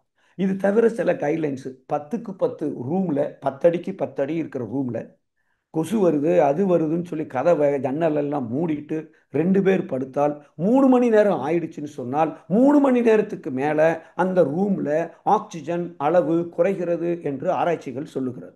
அப்போ என்ன செய்யணும்? லேசாக எங்கேயாவது ஒரு ஒரு இடத்துல, ஒரு இடத்துல இல்லை 2 இடத்துல காற்று உள்ளே வந்தால் தான் கெட்ட காற்று வெளியில் போகும். எனக்கு ஒரு இடத்துல நான் ஜன்னலை திறந்து வச்சிருக்கேன்னா நல்ல காற்று வரும், அதுக்கு மேலே கெப்பாசிட்டி இல்லை, உள்ளே நிற்கும், ஆனால் கெட்ட காற்று வெளியிலே போகாது. அப்போ 2 இடத்துல கிராஸ் வென்டிலேஷன் இருந்தால் மட்டுமே நான் தூங்குற 8 மணி நேரம் 7 மணி நேரத்தில் எனக்கு நுரையீரலுக்கு தேவையான காற்று கிடைக்கும். இல்லைன்னா பற்றாக்குறை இருக்கத்தான் செய்யும். இங்கெல்லாம் ஏசி, கதவு எல்லாத்தையும் முடியும். ஏசி மிஷின் 25,000 50,000 ரூபா போனாலும் போது தான் நாங்கள் கதவு லேசாக ஜன்னலில் ஒரு பக்கம் திறந்து வச்சுருவோம், கதவை ஒரு பக்கம் திறந்து வச்சுருவோம். இப்போ எங்கள் ஊர் திருநெல்வேலியில் எங்கள் அப்பா, எங்கள் வீட்டில் கொசு பயங்கரமாக இருக்குன்னு அவங்க எல்லாத்தையும் அடிச்சு மூடிடுறாங்க. 5 மணிக்கு பெட்ரூம் கதவு மூடி வச்சிடுறாங்க. கொசுவலை இருந்தும் அதை ஜன்னலை மூடி வச்சிடுறாங்க. பெரிய பிரச்சனையாக இருக்குது. அப்போ நாங்கள் என்ன பண்ணணும்னா, அந்த ஹாலில் ஒரு பக்கம் 1.5 அடிக்கு ஒரு ஓட்டை, இந்த பக்கம் சதுரமாக ஒரு பெரிய ஓட்டையை போட்டு எக்ஸாஸ்ட் பண்ண போட்டிருக்கோம். இது உள்ள காற்று, இந்த ஓட்டை அங்கே வந்து கொசுவலையை அடைச்சிருக்கும். இங்கே இருந்து காற்று மேலே அப்போ மேலே போக போக கொசு கம்மியாக, அப்போ அது கொசுவில் வேறு இருக்குது, அங்கேருந்து காற்று வரும், எக்ஸாஸ்ட் பண்ணி வெளியில் தள்ளும். இப்படி ஏதாவது ஒரு ஏற்பாடை நம்ம படுக்கை அறையில் பண்ணலைன்னு சொன்னால் கண்டிப்பாக அந்த அஹ், பற்றாக்குறை நமக்கு கிடைக்கும். அடுத்தாப்புல மௌனம் இருக்க இருக்க இருக்க கண்டிப்பாக நமக்கு வந்து காற்று தேவையான அளவு அது எடுத்துக்கொள்கிறது. அடுத்தாப்புல வந்து அஹ், மனவளக்கலை பேராசிரியர்கள், டீச்சர்ஸாக வேலை பார்க்குறவங்க, நின்றுக்கிட்டே கிளாஸ் எடுக்கிறவங்க கண்டிப்பாக ஆக்சிஜன் பற்றாக்குறை ஆகும் என்று சொல்லுகிறார்கள். அப்படின்னு சொன்னால் இதை நான் பார்க்குறேன். இப்போ நான் லாஸ்ட் 3 நாளாக வியாழக்கிழமையிலேருந்து கிளாஸ் எடுத்துட்டு இருக்கோங்க. வியாழன் வெள்ளி சனிக்கிழமை லேசாக தெரியுது தொண்டை. இப்போ இந்த 3 நாளும் படுத்ததும் 1 மணி 2 மணிக்கு படுத்துருக்குறோம், காலையில் 4:30க்கு எந்திரிச்சாச்சு, காலையிலேருந்து நைட்டு வரைக்கும் பேசிக்கிட்டே இருக்கிறோம்.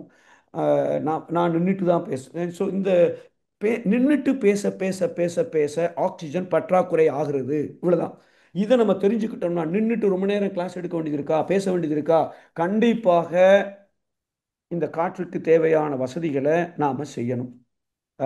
அதே மாதிரி நீர், அப்போ அதுவும் வந்து நம்ம மோர் குடிக்கிறது, அதுக்கு தேவையானதை நம்ம செய்யணும். ஸோ இதெல்லாம் நம்ம செய்கிறது நல்லது. காலையில் 3 to 5 அந்த டைம் வந்து சுத்தமான காற்று இருக்கிறது. ஸோ அந்த நேரத்தில் நம்ம பிராணாயாமம் செய்கிறது நல்லது. இதெல்லாம் நம்ம கொஞ்சம் கவனித்துக் கொண்டால் கண்டிப்பாக எனக்கு தேவையான காற்றோட்டத்தை நான் ஏற்படுத்தி கொள்ளலாம் என்று கூறி இதை இத்தோடு நிறைவு செய்கிறேன். நன்றி. வாழ்க வளமுடன். வாழ்க வளமுடன் ஐயா. வாழ்க வளமுடன். மிக சிறப்பான ஒரு காற்று சம்பந்தமான விழிப்புணர்வை ஏற்படுத்தக்கூடிய ஒரு அற்புதமான உரையை ஐயா என்று அளித்துள்ளார்கள். ஐயா அவர்களிடம் கேள்வி கேட்க விரும்பும் அன்பர்கள் தங்கள் கைகளை உயர்த்தி தங்கள் கைபேசியை தானே அன்மியூட் செய்து கொண்டு கேள்விகளை கேட்கும் பொழுது அவர்களுக்கான வாய்ப்பு அளிக்கப்படும் என்பதை தெரிவித்துக் கொள்கிறோம்.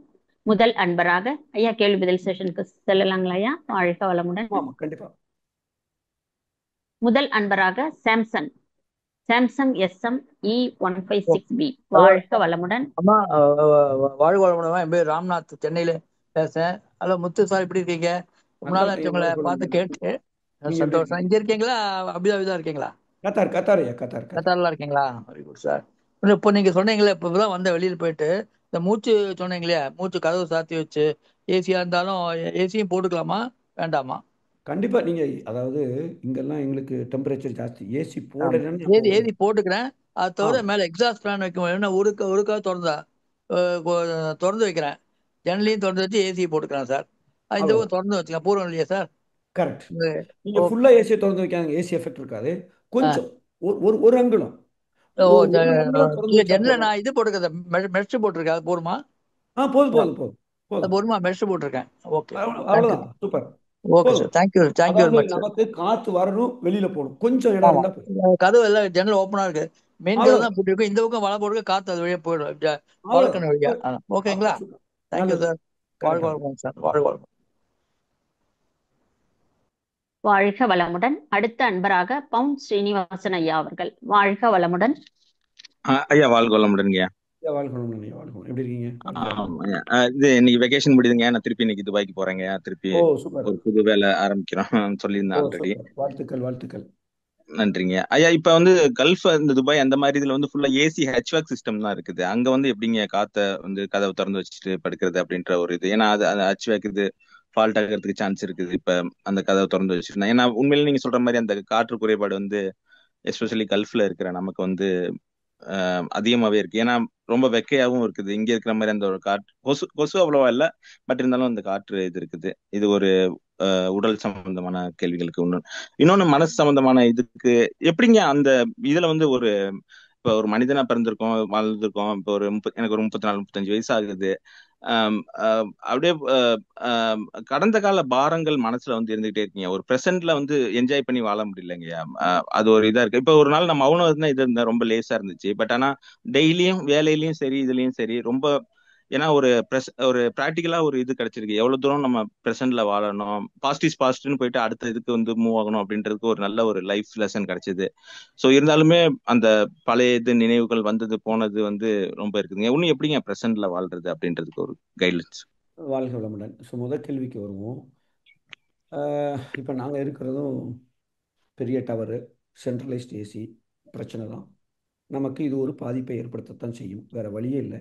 எனக்கு இது வேண்டான்னு சொன்னால் நம்ம ரோட்டில் உட்காந்து இங்கே வேலை செய்ய முடியாது நீங்கள் சொன்ன மாதிரி. எனக்கு ஜன்னலெல்லாம் முதல்ல நான் என் ரூம் இந்த இப்போ இருக்கிற ஆஃபீஸ் மாதிரி ஒரு 7 வருஷம் ஆச்சு. பழைய ஆஃபீஸில் வந்து ஜன்னலை லேசாக திறந்து வச்சா யாருக்கும் தெரியாது. இது ஒரு பெரிய டவர், சென்ட்ரலைஸ்ட் ஏசி தான். நான் வந்த உடனே பார்த்தேன், எல்லாம் முடிச்சுட்டு அந்த ஜன்னலை ஒரு விண்டோ இருக்குது, அந்த விண்டோவை லேசாக திறந்து வச்சுட்டேன். ஏசி ஃபுல்லாக ட்ரிப் ஆகி போச்சு. சென்ட்ரலைஸ்ட் ஏசி ஃபுல் டவருக்கு ஏசி போச்சு. இவங்க என்ன பண்ணியிருக்காங்க, ஏசியை போட்டுட்டு யாராவது ஜன்னலை திறந்தா ஃபுல் ஏசி ஷட் டவுன் ஆயிரும். அப்படி தான் இந்த சிஸ்டம் இருக்குது. முதல்ல அந்த ஆளை கூப்பிட்டேன், நான் திறந்து தான் வைப்பேன், ஆனால் நீ இதை பைபாஸ் பண்ணுறதுக்கு ஏதாவது வழி இருக்கா அப்படின்னு நான் கேட்டேன். நான் தனியாக ஒரு ரூமில் இருக்கிறது, அவன் என்னமோ ஒன்று பண்ணினான். ஸோ நான் வந்து லேசாக திறந்து வைக்கிறதுக்கு பண்ணுறேன், ஆனால் மறுபடியும் அவன் வந்து அடைச்சிட்டு போயிடுறான். ஸோ இப்போ வந்து அதை அந்த சிஸ்டம் வேலை செய்ய மாட்டேது, மூடி தான் வச்சுருக்குறோம். கஷ்டம்தான் இது. இது உண்மையிலே நமக்கு ஒரு பிரச்சனை தான். என்ன செய்கிறது, வீட்டில் போய் கொஞ்சம் மூச்சு பயிற்சி செஞ்சுக்க வேண்டியதான், இல்லை வேறு வழி கிடையாது. அந்த ஒரு பக்க விளைவு நமக்கு இருக்கத்தான் செய்கிறது. அதுவும் இந்த சென்ட்ரலைஸ்ட் ஏசி விஷயத்தில் ப்ராப்ளம் தான். யாராவது ஒருத்தர் இன்ஃபெக்ஷன் ஆனாலும் அது அதில் சேரும், நமக்கும் வரலாம். நமக்கு நோய் எதிர்ப்பு சக்தி சரியாக இல்லைன்னா அது வந்து இப்போ ஒரு ஸ்கூலில் ஒரு பையனுக்கு காய்ச்சல் வந்தால் எல்லாருக்கும் காய்ச்சல் வருது, எப்படி மற்ற பசங்களுக்கு வருது? இது இந்த சென்ட்ரலைஸ்ட் ஏசியில் ப்ராப்ளம் தான். இது ஒரு குளோபல் பிரச்சனை, நம்ம ஒன்றும் பண்ண முடியாது. கூடுமான வரைக்கும் நம்ம உடற்பயிற்சி செய்கிறதுக்கு ஒழுங்காக செய்துட்டு நம்ம நோய் எதிர்ப்பு சக்தியை கூட்டுவதற்கு என்னென்ன செய்யணுமோ அதெல்லாம் நம்ம செஞ்ச வேண்டியதான். நம்ம ஊர் கவர்மெண்ட் ஆஃபீஸில் வேலை பார்க்குறவங்கள விட நமக்கு இந்த இடத்துல பிரச்சனை தான். அது முதல் கேள்வி. ரெண்டாவது கேள்வி, கடந்த காலம் வந்து எனக்கு தொந்தரவு செய்து அது ஞாபகத்தில் இருக்குது, அது பிரச்சனையாக இருக்குது. ரொம்ப சிம்பிள்.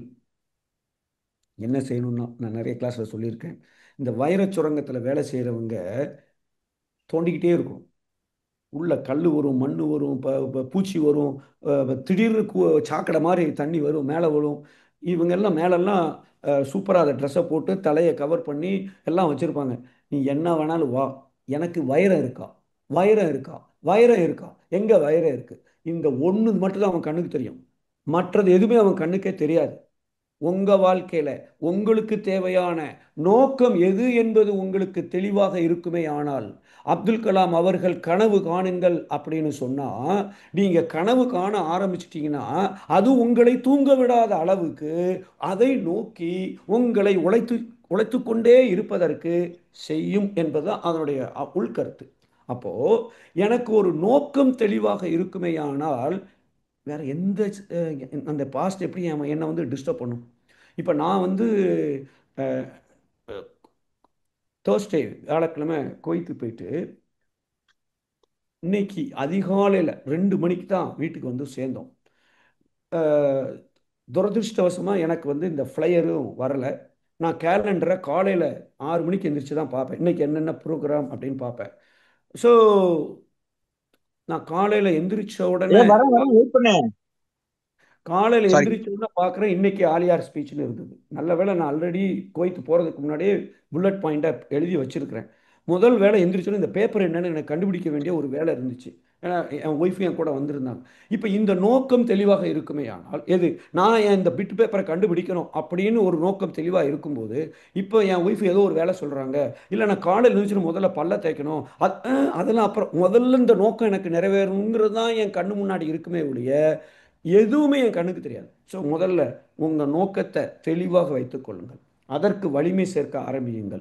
நீங்கள் அதற்கு வலிமை சேர்த்துட்டீங்கன்னா மற்றதெல்லாம் தானாக உங்கள் கண்ணு முன்னாடி வந்தாலும் உங்களை ஒன்றும் செய்யாது. நோ நோ நோ, நான் அதெல்லாம் பண்ணணும், நான் இறை உணர்வு பெறணும். எதுக்கு இதை உட்காந்து நான் யோசிச்சுட்டு இருக்கணும்? கடந்த காலத்தை இறை உணர்வு பெறதுக்கு நான் என்ன பண்ணணும்? எல்லாம் இறைநிலைன்னு நான் என் உணர்வுல கொண்டு வரணும். எல்லாரும் இறைநிலையை நான் பார்க்கணும். என் கடமை என்ன? மகரிஷி அவர்கள் கவிதையில் சொல்லியிருப்பாங்க, நான் எல்லாத்தையும் ஆராய்ச்சி பண்ணேன், அதை பண்ணேன், இதை பண்ணேன், எல்லாத்தையும் முடிச்சிட்டேன், கடைசியாக 2 விஷயத்தை பிடிச்சிக்கிட்டேன், இறைநிலையையும் கடமையையும் பற்றி கொண்டேன் அப்படின்னு ஒரு கவிதையில குறிப்பிட்டிருப்பார். அவ்வளவுதான். நான் இப்ப என்ன செய்யணும்? இந்த நிமிஷத்துல நான் என்ன செய்யணும்? நேத்து அவங்க திட்டுறாங்க, அதையா யோசிச்சுட்டு இருக்கணும்? என் கடமை என்னன்னு நான் யோசிக்கணும். எனக்கு செய்ய வேண்டிய கடமை குடும்பத்துக்கு, உறவு நட்புக்கு, சமுதாயத்துக்கு, உலகத்துக்கு. அப்ப கடமை.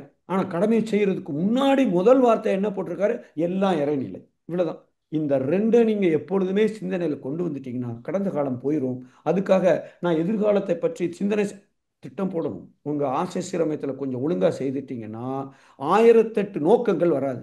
அதை கொஞ்சம் சுருக்கிக்கலாம். இல்லை இந்த 1008 நோக்கங்களும் கடந்த கால அனுபவங்களை உங்களுக்கு கொண்டு வந்து பம்ப் பண்ணிட்டு இருக்கலாம். நீங்கள் ப்ரொஃபஸர் ஆகணும்னு நினைக்க இன்னும் மாஸ்டரே ஆகலை, 4 வருஷமாக முயற்சி பண்ணிட்டு இருக்கேன்னு வந்து சொல்லுவது. அப்போ நோக்கங்கிறது தெளிவாக இருக்கணும். நான் ப்ரொஃபஸராக இன்னும் 3 வருஷம் கழிச்சு தான் ஆக போகிறேன். தெளிவாக 1 கோடியில் வீடு கட்ட போகிறேன்னா 2030 தான் கட்ட போகிறேன். ஏதோ ஒன்று அந்த ஆட்சி சிரமத்தில் ஒழுங்காக பண்ணணும். நோக்கத்தை தெளிவாக வச்சுக்கணும். தானாக கடந்த காலம் போக ஆரம்பிச்சிடும். நிகழ்காலத்தில் வாழ ஆரம்பிச்சிருவீங்க. ஏனென்றால் நோக்கம் என் கண்ணு முன்னாடி 24 மணி நேரமும் இருந்து கொண்டே இருக்க வேண்டும். அதற்கு கொஞ்சம் சின்ன முயற்சி செய்தீங்கன்னா உங்களால் முடியும். நன்றி, வாழ்க வளமுடன். ஐயா ஒரே ஒருங்க, இப்ப இந்த லாஸ்ட் இது சொல்லியிருந்தேன், இந்த ஃபேட்டி லிவர் வந்து கிரேட் 1 இருக்கு அப்படின்ட்டு சொல்லியிருந்தாங்களே உடம்பு. அப்ப வந்து நம்ம ஃபுட் இதை வந்து டோட்டலா வந்து மாத்த வேண்டியது இருக்குதுங்கய்யா. ஸோ அந்த கிரேவிங்ஸ் இதை வந்து கண்ட்ரோல் பண்றது ரொம்ப கஷ்டமா இருக்குது. இப்போ கொஞ்சம் உப்பு கம்மியா சேர்த்து சாப்பிடுறது, சுகர் சாப்பிடாம இருக்கிறது. பட் ஆனா சுகர் இல்ல, பிரஷர் இல்ல, எதுவும் இல்லை. இது வந்து யதார்த்தமா செக் பண்றப்ப இந்த மாதிரி ஆயிடுச்சு. பட் ஆனா அந்த உணவும் என்ன சொல்ற, திடீர்னு நம்ம அரிசி சாப்பிட்டுட்டு இப்ப கம்பு கோல் அந்த மாதிரி இது சாப்பிட்டுட்டு இருக்கப்ப அப்போ ஒரு மாதிரி உடம்பு வந்து வீக்கா இருக்கிற மாதிரி ஃபீல் ஆகுதுங்கய்யா. அது வந்து மனசுல வீக்கா ஃபீல் ஆகுதா இல்ல உடம்புல வீக்கா ஃபீல் ஆகுதான்னு சொல்ல தெரியல. இந்த கிரேவிங்ஸ் எப்படிங்க இது கண்ட்ரோல் பண்ணி ஓவர் கம் பண்றது? இது வந்து அவ்வளோ ஈஸி கிடையாது, கஷ்டம்தான். யாரோ சொன்னாங்களே, ராமகிருஷ்ண பரமஹம்சர்கிட்ட யாருன்னு எனக்கு ஞாபகம் இல்லை. என் பையன் ஸ்வீட் சாப்பிட்றான், அதை கொஞ்சம் அட்வைஸ் பண்ணுங்க, நீங்கள் ஒரு வாரம் கழிச்சு வாங்கன்னு சொன்னாராம். 1 வாரம் கழிச்சு போயிருக்காங்க. இல்லை இன்னும் ஒரு 4 நாள் கழிச்சு வாங்கன்னு இருக்காரு. அப்புறம் 4 நாள் கழிச்சு போயிருக்காங்க. தம்பி நீ ஸ்வீட் சாப்பிடாதேன்னு அவர் அட்வைஸ் பண்ணியிருக்காரு. சாமி இதை சொல்கிறதுக்கு நீங்கள் அன்னைக்கே சொல்லியிருக்கலாமேன்னு இருக்காங்களாம். நான் சாப்பிட்டுட்டு இருந்தம்மா, முதல்ல நான் கண்ட்ரோல் பண்ண முடியுதான்னு பார்க்குறேன். அவருக்கே 12 நாள் ஆயிருக்கு. இது இங்கே நாளைக்கே நான் எல்லாத்தையும் நிப்பாட்டிடுவேன், எல்லாத்தையும் மாற்றிடுவேன் அப்படின்னா அது உங்களுக்கு ஒரு ஸ்ட்ரெஸ் ஆயிரும், மிகப்பெரிய டென்ஷன் ஆயிரும். கொஞ்சம் கொஞ்சமாக நீங்கள் மாற்றுறதுக்கு உடனே எல்லாத்தையும் மாற்றினீங்கன்னா உடலும் தாங்காது. மகரிஷி அதையும் சொல்லியிருப்பாங்க. டப்புன்னு நீங்கள் வந்து வெஜிடேரியன் நான் வெஜிடேரியன் நான் வெஜிடேரியன் வெஜிடேரியன் கம்ப்யூட்டர் வேலை பார்த்துட்டு திடீர்னு ரோட்டில் போய் வேலை பார்க்குறது, அது ஷாக்கு. அப்போது கொஞ்சம் கொஞ்சமாக நீங்கள் மாற்றுவதற்கு முயற்சி செய்யுங்க. அந்த கிரேவிங்ஸ்லேருந்து வெளிப்படுவதற்கு நீங்கள் ஒரு சங்கல்பத்தை போடுங்க. கிரேவிங்ஸுக்கு மெயின் காரணமாக இருக்குது நாக்கு மேலே ஒரு 1/2 மணி நேரம் மெடிடேஷன் பண்ணுங்கள் ஒரு நாள். ஒரு ஒரு அப்பப்போ டைம் இருக்கும்போது காரில் போகிறீங்க, பஸ்ஸில் போகிறீங்க, உங்கள் பாட்டு நாக்கை நினச்சிக்கிட்டே போங்க. ஏன்டா இந்த நாக்கு இந்த பாடுபடுத்துகிறேன்னு அப்படின்னு ஒரு சங்கல்பத்தை போட்டு அதுக்கு ஒரு புலன்கள் எனக்கு அடிமையாக இருக்க வேண்டுமே ஒழிய நான் புலனுக்கு அடிமையாக இருக்க மாட்டேன் அப்படின்னு ஒரு சங்கல்பத்தை போட்டு அதை பற்றி ஒரு கற்பனை செய்யுங்க. எத்தனை வழிமுறைகள் நம்ம செய்ய முடியும் இல்லையா? நீங்கள் அந்த ஆஹ், என்ன பிரச்சனைன்னு நீங்கள் கண்டுபிடிச்சிட்டீங்கன்னா 50% கிணத்தை தாண்டின மாதிரி தான். நீங்கள் கொஞ்சம் முயற்சி தான் எடுக்கணும். ஸோ கண்டிப்பாக முடியும். இதைத்தான் நீங்கள் செய்யணும் ஐயா. நாடி வாழ்க்கை வளமுடன். நம்ம ஆடியோ கிளியரா இருக்கா? ஆடியோ கிளியர் இல்லைன்னு போட்டிருக்காங்க. கிளியரா இருக்குங்கய்யா, கிளியரா இருக்குங்கய்யா. கிளியரா இருக்குங்க. நன்றிங்க, வாழ்க வளமுடன். உங்க குரல் கொஞ்சம் கட்டியிருக்க மாதிரி இருக்குது. அவ்வளவுதான். எஸ், வாழ்க வளம். ஓகே, வாழ்க வளமுடன். நன்றி. வாழ்க வளமுடன். நன்றிகள் ஐயா. அடுத்த அன்பராக மதன் மோகன் அவர்கள். வாழ்க வளமுடன். வாய்ப்புக்கு நன்றி அம்மா. வாழ்வளம்மா ஐயா. வாழ்வளம் ஐயா. ஐயா வாழ்க வளமுடன், வாழ்க வளமுடன். காற்று தான் நினைச்சேன் ஐயா. காற்றுல இருந்து இவ்வளவு வியாதிலாம் அவர் சொல்லியிருக்கீங்க. அதே மாதிரி இப்ப தண்ணி கூட வணிக பயன்பாடா போயிடுச்சுங்க. தண்ணி கூட நம்ம வாங்கி சாப்பிட்ற மாதிரி ஆயிடுச்சுங்க. வருங்காலத்துல காற்று இந்த மாதிரி வணிக பயன்பாடா இருக்குமா ஐயா? நான் கேள்விப்பட்டது உண்மையா போய் தெரியல. ஜப்பான்ல காற்று விற்கிறாங்கன்னு கேள்விப்பட்டேங்க. உண்மையா சுத்தமான காற்று ஆல்ரெடி வந்துடுச்சுன்னு நினைக்கிறேன். எனக்கு தெரியாது. ஆல்ரெடி டெல்லியில் வந்து மாசுபாடு என்பது உலகத்தில் இருக்கிற இடங்கள்ல லிஸ்ட்டில் அது எங்கேயோ அதில் முன்னேறிட்டு இருக்கு, கெட்ட காற்று இருக்கிற ஒரு இடத்துக்கு. ஸோ வந்து இப்போ அங்கங்கே இந்த நல்ல காற்றை சுவாசிக்கிறதுக்கு சில ஏதோ பண்ணுறாங்கன்னு நினைக்கிறேன். ஸோ அதனால் இதுக்கு காரணம் நம்மளும் தான். அதுக்காகத்தான் வந்து நம்ம பவர் பிளான்ட்டு, இந்த க்ரீன் எனர்ஜி அப்படின்னு சொல்கிறாங்க. நம்ம வீட்டில் வச்சிருக்கிற ஒவ்வொரு பிளாஸ்டிக் பொருளும் காற்றை மாசுபடுத்தி கொண்டு இருக்கிறது. நாம தான் மாற்றணும். அதுக்கு தான் பிளாஸ்டிக்கை நிப்பாட்டுறாங்க. அதை அந்த பிளாஸ்டிக் பையை யூஸ் பண்ணக்கூடாதுன்னு சொல்லிட்டு இன்னமும் வந்து நம்ம அதை பயன்படுத்திட்டு இருக்கோம். நான் ஒவ்வொரு தனி மனிதனும் இதை உணர்ந்து மாற்றாத வரை சட்டங்களோ அரசாங்கமோ 100% அவங்கள. ஸோ அதனால நாம எந்த அளவுக்கு இயற்கையோடு ஒட்டி வாழ்வதற்கு முயற்சி செய்கிறோமோ அந்த அளவுக்கு நல்லா இருக்கும். ஸோ உங்க சிந்தனை ரொம்ப சூப்பர் சிந்தனை. ஆனால் இன்னைக்கு நீங்க நகரங்கள்ல பார்த்தீங்கன்னா பக்கத்துல பக்கத்துல பக்கத்துல பெரிய பெரிய டவரா இருக்கு. ஒரு டவருக்கும் பக்கத்து டவருக்கும் இடைவெளி குறைவாக இருக்கிறது. அந்த தங்கி இருக்கிறவங்களுக்கு காற்றோட்டம் எப்படி கிடைக்கும்? இன்னமும் கரெக்ட். கிராமங்கள்ல இப்போ ம். எங்கள் வீட்டு திருநெல்வேலியிலலாம் பார்த்தீங்கன்னா காற்று நல்லா வரும், ஏன்னா ஸ்பேஸ் இருக்குது, வீட்டை சுற்றி ஸ்பேஸ் இருக்குது. ஸோ நம்ம ம். கூடுமான வரைக்கும் காற்றோட்டம் இருக்கிற இடத்துல அதை சுற்றி கொஞ்சம் மரங்களோ செடிகளோ வைக்கிற மாதிரி நம்மளை மாற்றிக்கொள்ளாத வரை நமக்கு அதனால் பாதிப்பு ம். ஏற்படுவது நார்மல் தான், சகஜம்தான். ம். ஸோ கண்டிப்பாக நம்ம ஒவ்வொருத்தரும் அதுக்கு முயற்சி செய்யணும். சார், பில்டிங்கே இப்ப காற்று பற்றாக்குறைன்னு சொல்றீங்க ஐயா. இப்ப வருங்காலத்துல காற்று பற்றாக்குறை அதிகமாகவும் சொல்றாங்க ஐயா. இப்ப உலகத்தின் நுரையீரல் என்று சொல்லக்கூடிய பிரேசிலே வந்து காடெல்லாம் அழிஞ்சிட்டு வருதுன்னு சொல்றாங்க. இப்ப இன்னும் வருங்காலத்து உலகத்துல என்ன அதிக மாசுமா ஐயா? வாசம்தான், மாசுபடுமா? உண்மைதான். இப்போ நீங்க அதனால தான் விஞ்ஞானம் என்பது மெஞ்ஞானம் இல்லாவிட்டால் அது ஒரு பெரிய பிரச்சனை தான். பிரச்சனை இல்லை. என்ன வேணும் எதிர்காலத்துக்கு, ஆனாலும் நம்ம உலகத்தில் அதுக்காக அவ்வளோ பேரும் இதை பற்றி யோசிக்கிறதுலேன்னு சொல்லலை. இந்த காற்று மாசுபாடு அதை வச்சுட்டு உலக அளவில் பல மாநாடுகள் நடந்திருக்கிறது. இந்தியா ம். அதற்கு மிகப்பெரிய ஒரு பங்கை செய்து கொண்டிருக்கிறது. ம்.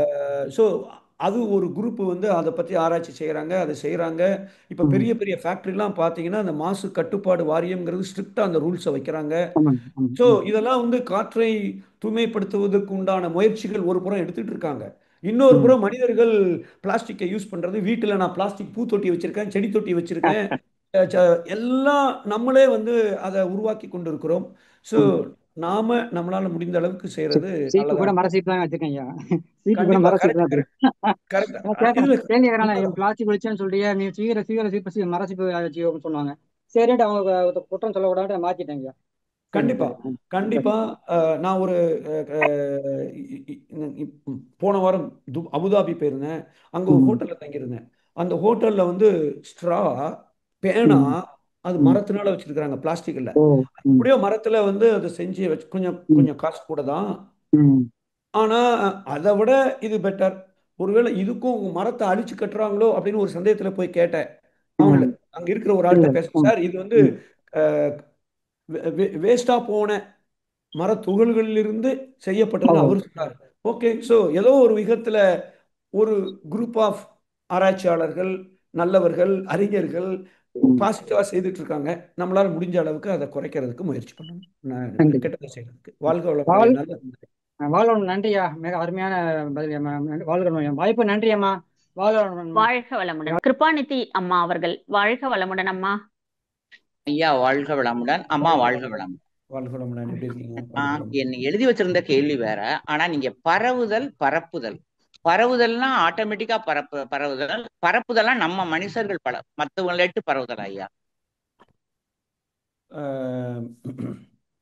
ஓகே, பரவுதல்ங்கிறது நமக்கு ஈஸியாக தெரியும். இங்கே ஒரு மல்லிகைப்பூ இருக்குன்னா அங்கே வரைக்கும் போயிடுது. அது வந்து அந்த ஸ்மெல்லு காற்றுல நமக்கு இங்கே வந்துடுச்சு. பரவுதல் அப்படின்னு நம்ம சொல்கிறோம்.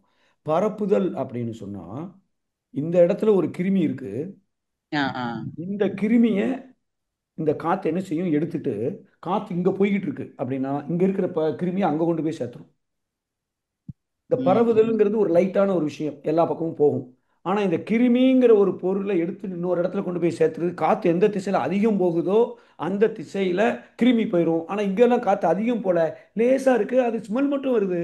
ஆனால் கிருமி எடுத்துகிட்டு போல, ஏன்னா இது இன்னும் கொஞ்சம் அடர்த்தியாக இருக்கிறதுனால அங்கே போய் பரப்பிடும். ஸோ இந்த பரப்புதல் என்பது நம்ம உடலில் நிறைய இடங்களுக்கு அது தேவைப்படுகிறது. ஸோ அதனால் இந்த ரெண்டும் நம்ம உடலில் நடந்து கொண்டு இருக்கிறது. இந்த ரெண்டில் எதில் ப்ராப்ளம் இருந்தாலும் நமக்கு ஒரு பிரச்சனை. ஐயா நன்றியா. என்னுடைய கேள்வியா, இப்ப நீங்க ம் இவ்வளவு விஷயங்கள் சொன்னீங்க. இந்த காற்றுங்கிறது நம்ம ஆர்டினரியா இருக்கவங்களுக்கு, கருவுற்ற பெண்களுக்கும் அதிக வேணுமா? நம்மளை விட ஆர்டினரியா உள்ள பெண்களை விட கருவுற்ற பெண்களுக்கு காற்று அதிகம் தேவையா? கண்டிப்பாக ஒரு ஒரு பொதுவாக ஒரு கரு உருவாகியிருக்கு அப்படின்னா அங்கே வந்து ஒரு புது வளர்ச்சி அங்கே நடக்கிறது. கண்டிப்பாக எல்லாமே வேணும், வெறும் காற்று மட்டும் இல்லை. அவங்க சாப்பிட்ற சாப்பாடே கொஞ்சம் அந்த பாப்பாக்கும் சேர்த்து சாப்பிடணும்.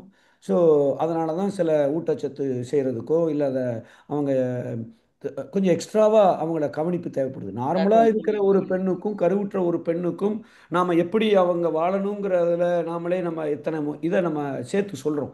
ஏன் வேகமாக ஓடாத, தூக்கிடாத அப்படின்னு சொல்கிறோம். அப்போ அதே போல் கண்டிப்பாக ஊட்டச்சத்து காற்று முதல், நீர் முதல், உணவு முதல் எல்லாமே அவங்க வந்து ரொம்ப ரொம்ப கவனமாக தேவையான அளவு செய்யணும். ஸோ அதில் சந்தேகமே இல்லை. கண்டிப்பா நன்றி நீங்க ஐயா. நான் ஒண்ணே ஒண்ணு, அந்த குழந்தைய அந்த அழகா வயித்துல இருக்கையில டாக்டர்கிட்ட பார்த்து நல்லபடியா வளர்த்தா கூட அந்த குழந்தைகள் பிறக்கும் போது மருத்துவரையும் அறியாம மூளையில ஒரு சின்ன பிரச்சனை, கட்டியோட, ஏன் அந்த நுரையீரல் பிரச்சனை அப்படி பிறக்குது. அது என்னையா காரணம்? நான் அப்ப 2 பேரை பார்த்தேன், அதனால எனக்கு தோணுதியா. கண்டிப்பா கண்டிப்பா இது சில நேரங்கள்ல நமக்கு வந்து இந்த ஆண்டவனுடைய கணக்கு நமக்கு புரியாது.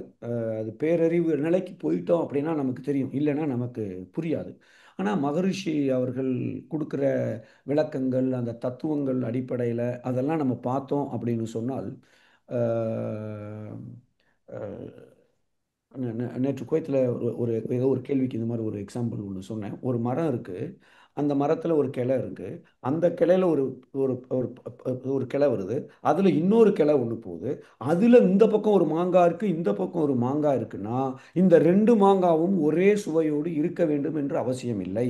ஆனால் மெயின் மரத்திலிருந்து நாலாவது அஞ்சாவது கிளையில இருக்கக்கூடிய ஒரே காம்பில் இருக்கக்கூடிய ரெண்டு மாங்காக்கும் ஆட்கள் ஒழுங்காக போவதில்லை. இது வேர்ல இருந்து எடுக்கிற நீர் ஒழுங்கா போகணும்னு அவசியம் இல்லை, காற்று ஒழுங்கா போகணும்னு அவசியம் இல்லை, சூரியன் ஒழுங்கா வரணும்னு அவசியம் இல்லை.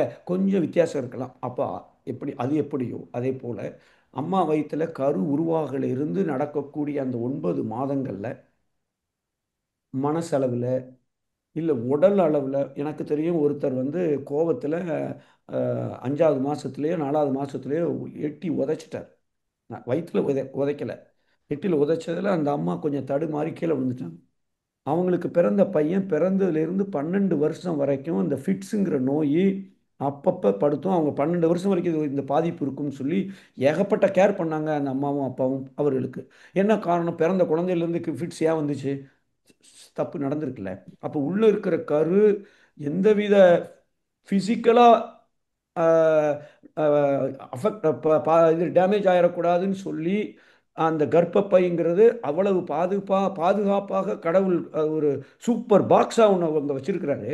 அதையும் மீறி இவர்கள் நினைக்கிற எண்ணங்கள், பேச்சுக்கள், செயல்கள், சுற்றி இருக்கிறவங்க செய்கிற செயல்கள், இவங்க சாப்பிடுகிற உணவுகள், எல்லாத்துக்கும் மேலே இந்த கணவன் மனைவி எப்போ அந்த தாம்பத்தியம் நடக்கிறது, எல்லாத்துக்கும் மேலே கோள்கள்.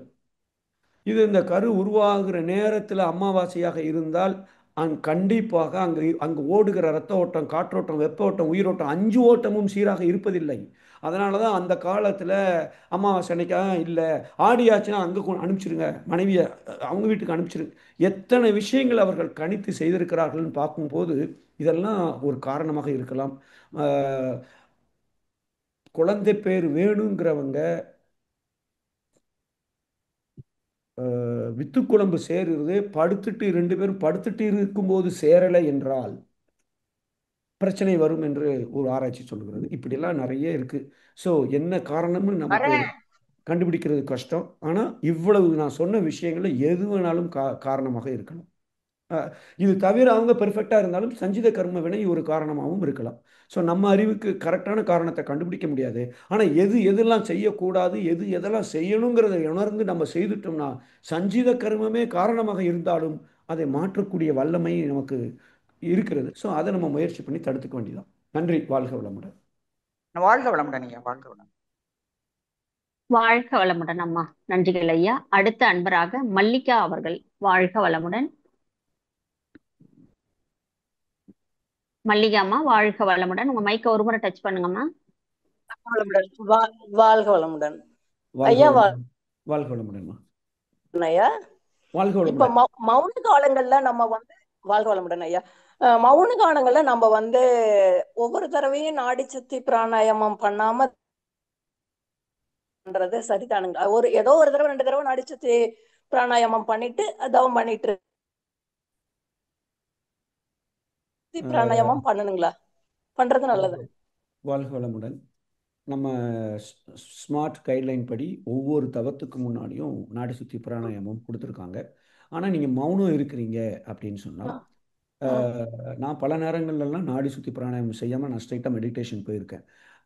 அது என்னன்னா, நீங்கள் நல்ல தவம் இருக்கிறீங்க, தவம் உங்களுக்கு நல்ல கிடைக்கிது, கண்டினியூஸாக நீங்கள் மௌனம் இருந்து மன அலைச்சூழல் புற உலகத்தில் இல்லை அப்படின்னு சொன்னால் பதஞ்சலி யோக சூத்திரத்தில் மனசுக்குன்னு உண்டான 4 நிலைகள் கடைசியா இருக்கிற இயமம் நியமம் அதெல்லாம் வந்து உடலுக்கு கடைசியா இருக்கிற 4 நிலைகள்ல பிரத்யாகாரா புலன்களை நம்ம கட்டுப்பாட்டுக்குள் கொண்டு வருதல்.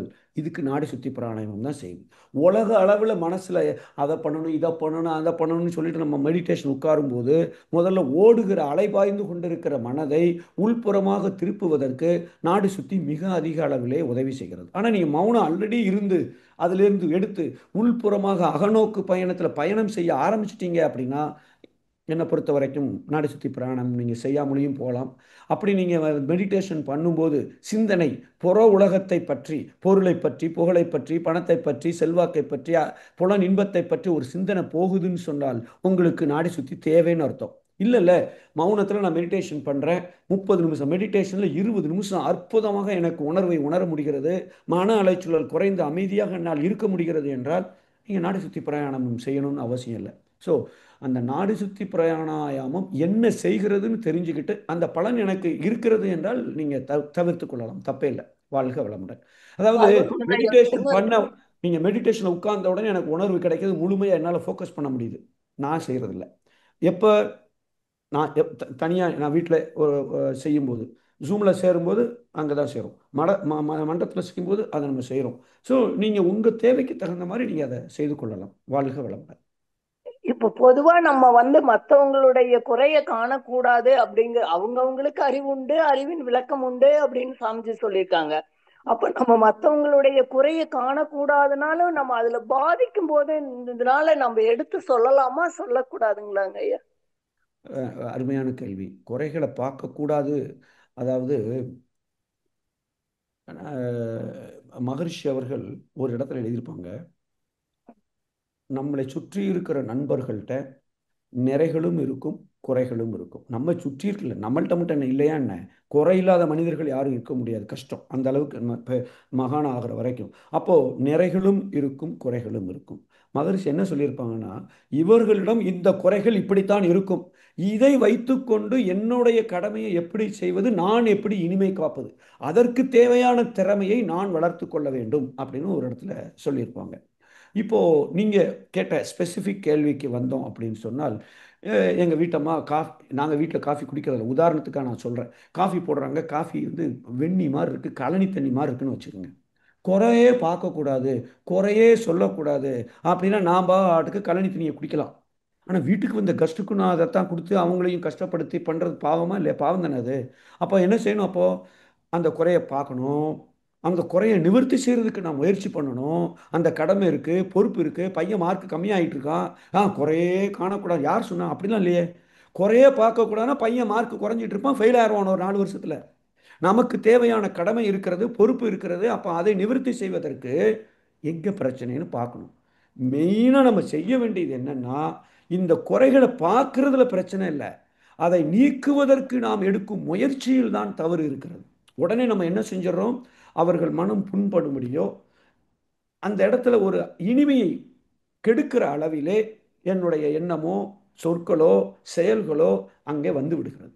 முதல்ல கொஞ்சம் அமைதியாக இருந்துட்டு பொறுமையாக இருந்துட்டு அவங்க அவங்க அறிவுப்படி செய்கிறாங்க, அவங்க அனுபவப்படி செய்கிறாங்க, ஆனால் இதனால் எனக்கு பாதிப்பு வருது, இதுக்கு 2 வழி இருக்குது. ஒன்று, அதை தாங்குகிற அளவுக்கு என்ன மேம்படுத்தி கொள்ளணும். அது முடியாது சார், டெய்லி வந்து 4 சாத்து சாத்துறான் கன்னத்தில், இது எதுக்கு நான் அடியை வாங்கணும்.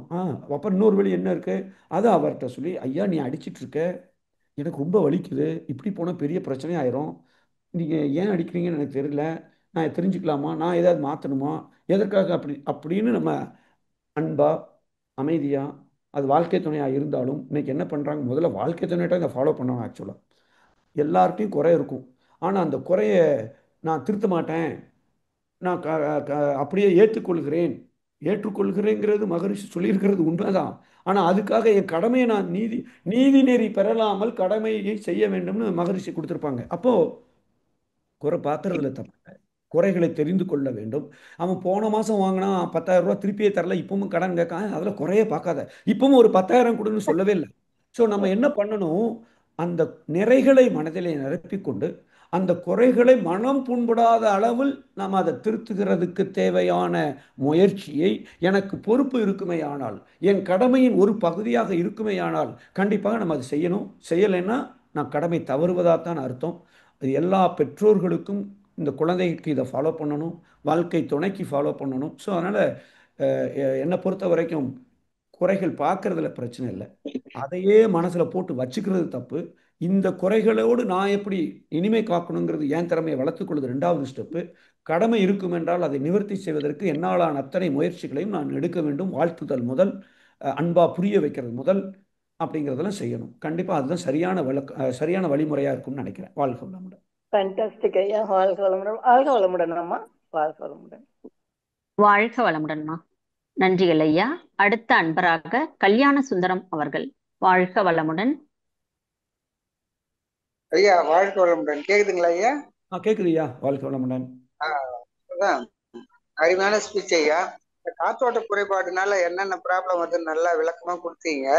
இப்போ அதில் தான் எனக்கு ஒரு டவுட்டு. எனக்கு இப்போ 70வது வயசு நடக்குது, அடிக்கடி யூரின் போறாப்புல ப்ராப்ளம் இருக்கு. ஆனால் சுகரும் இல்லை, எந்த பிரச்சனையும் இல்லை. ஆனால் அந்த ஒரு தடவை போயிட்டு வந்தால் மறுபடியும் போகணுன்ற அந்த சென்சேஷன் இருக்கு. இதுக்கும் அந்த காற்றோட்டத்துக்கும் எதனா சம்மந்தம் இருக்கு? இது வந்து காற்றோட்டம் ஒரு காரணமாக இருக்கலாம். கண்டிப்பாக காற்றோட்டம் ஒரு காரணமாக இருக்கலாம். இன்னொன்று வெப்ப ஓட்டமும் ஒரு காரணமாக இருக்கலாம்.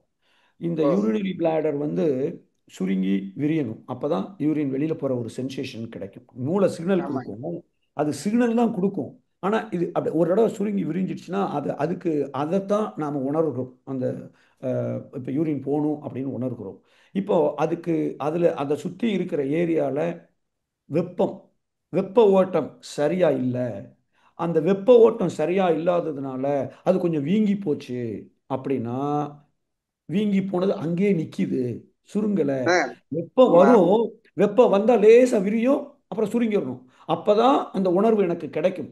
ஆனால் அந்த வெப்பம் ரொம்ப ஜாஸ்தி ஆயிடுச்சுன்னா அப்படி சுருங்கி இன்ஃப்ளமேஷன் அப்படின்னு நம்ம அலோபதியில் சொல்றோம். கொஞ்சம் வீக்கமா இருக்கிறது. இப்படி இது வீக்கமா இருக்குன்னு சொன்னா அடுத்த சிக்னலுக்கு அது வேலை செய்யாது. அப்ப இந்த உணர்வு எனக்கு குறைவு இல்லாமல் போயிடும். சிக்னலே வரலைன்னா காற்று ப்ராப்ளம். சிக்னல் வருது, ஆனா அதனால அதை அதை வெளியில அனுப்ப முடியல, அந்த உணர்வை கொடுக்க முடியலன்னா வெப்ப ஓட்டம் ப்ராப்ளமா இருக்கலாம். ஸோ இந்த ரெண்டுல எதுனாலும் பிரச்சனையா இருக்கலாம். ஸோ அதனால உங்க பாடி ஹீட் எப்படி இருக்கு, வெப்ப ஓட்டம் எப்படி இருக்கு, அதை கொஞ்சம் செக் பண்ணுங்க. இன்ஃப்ளமேஷன் இருக்கான்னு பாருங்க. இன்ஃப்ளமேஷன் ஸ்கேன் பண்ணா தெரிஞ்சிடும். யூரினரி பிளாடர் வந்து இன்ஃப்ளமேஷன் வீக்கமாக இருக்கிறது என்றால் வெப்ப ஓட்டம் பிரச்சனை. இன்ஃப்ளமேஷன்ல யூரினரி பிளாடர் சூப்பரா இருக்குன்னா கம்யூனிகேஷன் வரல, காற்றோட்டம் ஒரு பிரச்சனையா இருக்கலாம். கொஞ்சம் அந்த நரம்பு தசைனார் மூச்சு பயிற்சியை 2 தடவை செய்யுங்க. காலையில் ஒரு தடவை, சாயங்காலம் ஒரு தடவை. ஃப்ரெஷ் ஏரில் செய்ய முடியுமான்னு பாருங்க. கொஞ்சம் அதை செஞ்சு பார்க்கலாம் நீங்க. வாழ்க வளமுடன். ஐயா ரொம்ப நல்லது. இன்னும் ஒரே ஒரு சின்ன கேள்வியா, எனக்கு இப்பதான் எரணியா ப்ராப்ளம் இருக்குன்னு ஒரு கம்ப்ளைண்ட். நம்ம என்னென்ன உடற்பயிற்சி செய்யக்கூடாது ஐயா? இப்போ உங்க யூரினரி பிளாடருக்கு பிரச்சனை இந்த ஹெரணியா தான். முதல்ல எது வந்ததுன்னு யோசிச்சு பாருங்க. ஹெரணியா முதல்ல வந்துதான், யூரினரி பிளாடர் வந்துதான், இந்த யூரின் ப்ராப்ளம் யூரினரி பிளாடர் தான் முதல்ல யூரினரி ப்ராப்ளம் வந்திருக்கு. Okay fine. இப்பதான் ஒரு 20 நாளா தான் இந்த எரணியான்னு சொல்றாங்க. Okay okay. இப்போ நீங்க இந்த அதாவது மருத்துவர்கள் வந்து அவங்க தைராய்டு இருக்குன்னு வச்சுக்கோங்களேன். டிஎஸ்ஹெச் அப்படின்னு ஒரு ஹார்மோன் இருக்கு, தைராய்டு ஸ்டிமுலேட்டிங் ஹார்மோன் சொல்லிட்டு. அதனுடைய ரேஞ்ச் வந்து 0.5ல இருந்து 5க்குள்ள இருக்கணும் அவங்க மெடிக்கல் ரிப்போர்ட்ல. அது அவங்க டாக்டர் வந்து 4.9 இருக்குன்னு வச்சுக்கோங்களேன், நீங்க நோயாளிலாம் இல்லை, நீங்க ரைட்டுன்னு சொல்லிடுவாங்க. ஆனால் நான் அதை எப்படி பார்க்குறேன்னா, 4.9 இப்போ இருக்குன்னா இன்னொரு 6 மாசத்துல அது 5.1 ஆயிடுச்சுன்னா ஏன் அது 2.5 இல்லை, ஏன் 3 இருக்கக்கூடாது? அது ஏன் 0.5ல இருந்து 5 வரைக்கும் இருக்கலாம்னா ஏன் 0.5ல இல்லை, ஏன் 2ல் இல்லை, ஏன் 2.5ல் இல்லை, அது ஏன் 4.9ல வந்து இருக்கு? அப்போ 4.9 வந்துடுச்சுன்னா கொஞ்சம் கொஞ்சமா இன்க்ரீஸ் ஆகி பார்டருக்கு வந்துடுச்சு. இன்னொரு 6 மாசத்துலயோ 3 மாசத்துலயோ 1 மாசத்துலயோ 5.2 ஆக போகுது. அது வந்தப்புறம்தான் அதை சரி செய்வதற்கு மாத்திரை சாப்பிடுவேன் என்பதற்கு பதிலாக இப்பொழுதே இந்த பிரச்சனை வரப்போகிறது என உணர்ந்து நான் ஏன் சரி செய்யக்கூடாது? அந்த மாதிரில நான் பார்க்கும்போது ஹெரனியாங்கிறது உள்ள இருக்கிற உறுப்புகள் அந்தந்த இடத்துல அது இல்லை என்றால் அங்க குடல் இறக்கம் அப்படின்னு அதை சொல்லுகிறோம். இந்த குடல் இறக்கம் இருக்குமே ஆனால் அது சிறுநீர் பைய கொஞ்சம் அமுக்க சான்சஸ் இருக்கு. ஆனா உங்களுக்கு தெரியாம இருக்கு, அது இறங்கி இருக்குங்கிறது ஒரே நாள்ல டம்முன்னு 1 சென்டிமீட்டர்லாம் இறங்காது. கொஞ்சம் கொஞ்சம் கொஞ்சம் பேப்பர் சைஸாக தான் அது இறங்கிட்டே இருக்கும். அப்போ அது கொஞ்சமாக தான் அது அதனால் யூரினரி பிளாடருக்கு ஒரு காரணம் அதுவாகவும் இருக்கலாம். ஸோ அதனால் கண்டிப்பாக கரணியா இருக்கும்போது நீங்கள் வந்து கபாலபதி பயிற்சி சில ஈவன் ஓஜஸ் அதான் ஓஜஸ் மக போடும்போது ஆ மூலபந்தம் இல்லாமல் ஓஜஸ் போடுறது இதை நீங்கள் செய்யக்கூடாது. நார்மலாக செய்யக்கூடிய பயிற்சி நீங்கள் செய்யுங்க. குறிப்பாக உணவு முறைகளில் கொஞ்சம் மாற்றம் ஏற்படுறதுக்கு முயற்சி பண்ணுங்கள். வயசு 70ங்கிறீங்க, உடற்பயிற்சி மூலமாக அதை சரி செய்கிறது கொஞ்சம் கஷ்டம் அப்படின்னு நான் நினைக்கிறேன். இதுக்கு வந்து நீங்கள் அலோபதியில் ஏதாவது வழிமுறைகள் இருந்தால் அது அது செய்கிறதுக்கு சிறப்புன்னு நான் நினைக்கிறேன். ஏன்னா இமீடியட்டா ஆபரேஷன் தான் பண்ணணும்னு சொல்றாங்க, வேற வழி இல்லைன்னு சொன்னாங்க. அதுதான் நான் டெய்லி உடற்பயிற்சி செய்துட்டு இருக்கேன். இப்ப திடீர்னு என்ன செய்யறது எதை செய்யக்கூடாது, மகராசனம் செய்யலாமா வேணாம் அப்படி ஒரு டவுட் வந்தது. செய்யலாம் நீங்க இருக்கவே சரி ஐயா கிட்ட கேட்கலான்னு கேட்டேன் ஐயா. இல்லை, அதாவது நீங்கள் உடற்பயிற்சிலாம் கண்டிப்பாக செய்யுங்க. அதனால தான் வந்து நீங்கள் உடற்பயிற்சி செய்யாமல் இருந்தீங்கன்னா உங்களுக்கு 50 வயசில் கூட வந்திருக்கலாம். ஸோ இந்த உடற்பயிற்சி செய்வது நல்லது. இப்போவும் நீங்கள் நான் சொன்ன மாதிரி அந்த 2 பயிற்சி தான் செய்யக்கூடாது.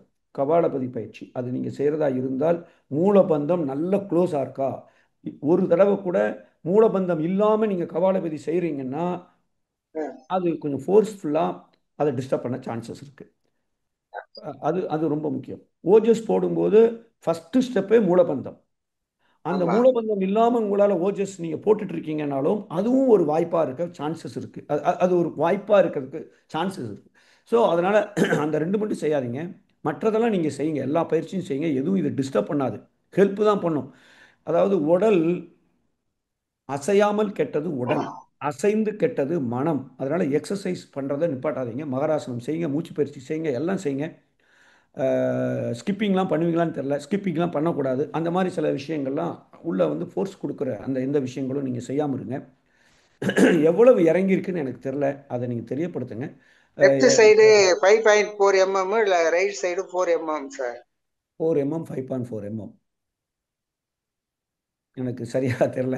சரிங்க அலோபதி தான் பெஸ்ட்டுன்னு நினைக்கிறேன். அலோபதி தான் பெஸ்ட்டுன்னு நினைக்கிறேன். சரிங்கய்யா. நீங்கள் ஒரு நல்ல ஒரு கைதேர்ந்த ஒரு ஆயுர்வேத டாக்டர் அல்லது சித்தா டாக்டர்கிட்ட கேட்டு பாருங்க, அவங்க ஏதாவது செய்ய முடியுமா அப்படின்னு சொல்லிட்டு. நன்றி. இப்ப நம்ம காயகல்பத்துல காலை அப்படியே எக்கி பண்ற மாதிரி பண்ணலாமா ஐயா? காலை நல்லா தூக்கி ஸ்ட்ரெச் பண்ணி காயகல்பம் பண்றோம்ல, கண்டிப்பாக சாயங்காலம் பண்றது, அது ஆமாம், பண்ணலாமா? கண்டிப்பாக செய்யலாம். அதாவது ஹெரணியாங்கிறது குடல் இறங்கியிருக்கு, அது நீங்கள் 4 mm இறங்கியிருக்குன்னு இருக்கீங்க. இந்த குடல் இறக்கத்தை டிஸ்டர்ப் பண்ணக்கூடிய, இப்போ ஸ்கிப் பண்ணுறீங்க, ஸ்கிப்பிங் பண்ணுறீங்க, இந்த கயிறை வச்சு சுற்றுறா இது பண்ணுறாங்களே, ஜம்ப் பண்ணிட்டு அதை செய்கிறீங்க, செய்யக்கூடாது. கபாலதி பயிற்சியில் அதிகமான ஃபோர்ஸை வந்து நம்ம மூக்கு வழியாக வெளியில் தள்ளுறோம். அப்போ இங்கே நீங்கள் மூலபந்தத்தில் இல்லை என்றால் அந்த இடத்துல ஒரு ஃபோர்ஸ் வந்து விடும். இந்த மாதிரியான விஷயங்களை தான் நீங்கள் செய்யக்கூடாது. கண்டிப்பாக காயக்கல்பம் நீங்கள் குதிகாலை தூக்கிட்டு செய்கிற பயிற்சி கண்டிப்பாக செய்யலாம். காலையில் செய்யக்கூடிய பயிற்சி செய்யலாம், மத்தியானம் செய்யக்கூடிய பயிற்சி செய்யலாம். அதிலெல்லாம் வந்து ஒரு அதிகமான ஒரு அழுத்தம், ஒரு விசை, ஒரு ஃபோர்ஸு அந்த இடத்துல இல்லை. ஸோ நீங்கள் மெதுவாக செய்யுங்க, எல்லாத்தையுமே மெதுவாக செய்யுங்க. அவசர கைப்பயிற்சி கூட பட பட பட பட பட வேகாமல் சுத்தாமல் மெதுவாக சுற்றுனீங்கன்னா உங்களுக்கு இது ஒரு டிஸ்டர்பன்ஸாக இருக்காது, ஹெல்ப் தான் பண்ணணும்னு நினைக்கிறேன். வாழ்க வளம். தசைநார் மூச்சு பயிற்சியில நம்ம சின்முத்திரை வச்சு குனிகிறோமா, அது சார் செய்யலாமா? சின்முத்திரை ஆதி முத்திரை வச்சு குனிகிறது. இல்லை, நீங்கள் அதை அந்த முதல் 2 நிலையை நீ ஸ்கிப் பண்ணிடுறது நல்லது. நல்ல பாயிண்ட். அந்த முதல் 2 அந்த பயிற்சியை செய்யாமல் இருக்கிறது நல்லது. ஏன்னா நீங்கள் 4 mmன்னு சொல்கிறீங்க. 4 mmங்கிறது கொஞ்சம் இல்லை, கொஞ்சம் ஒரு ரெண்டு ரெண்டு கடுகு சைஸு இல்லை 3 கடுகு சைஸு. ஸோ அதனால் நீங்கள் அதை செய்யாதீங்க. ஃபஸ்ட்டு 2 நிலைகளை செய்யாதீங்க, குனிஞ்சு செய்கிறத நல்லது, செய்யாதீங்க. ரொம்ப தேங்க்ஸ் ஐயா. வாழ்க வளமுடன். நன்றி வாழ்க ஐயா. வளம். வாழ்க வாழ்க வளம். வளம். வாழ்க வளமுடன். அடுத்த அன்பராக மல்லிகா மணி அவர்கள். வாழ்க வளமுடன்.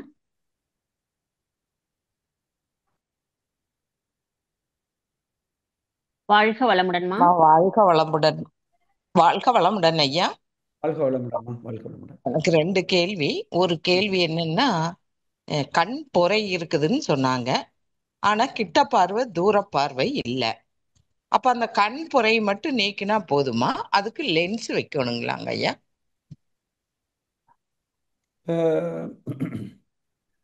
இந்த கிட்ட பார்வை இல்லை, தூர பார்வை இல்லை, எத்தனை வயசுன்னு எனக்கு தெரியல.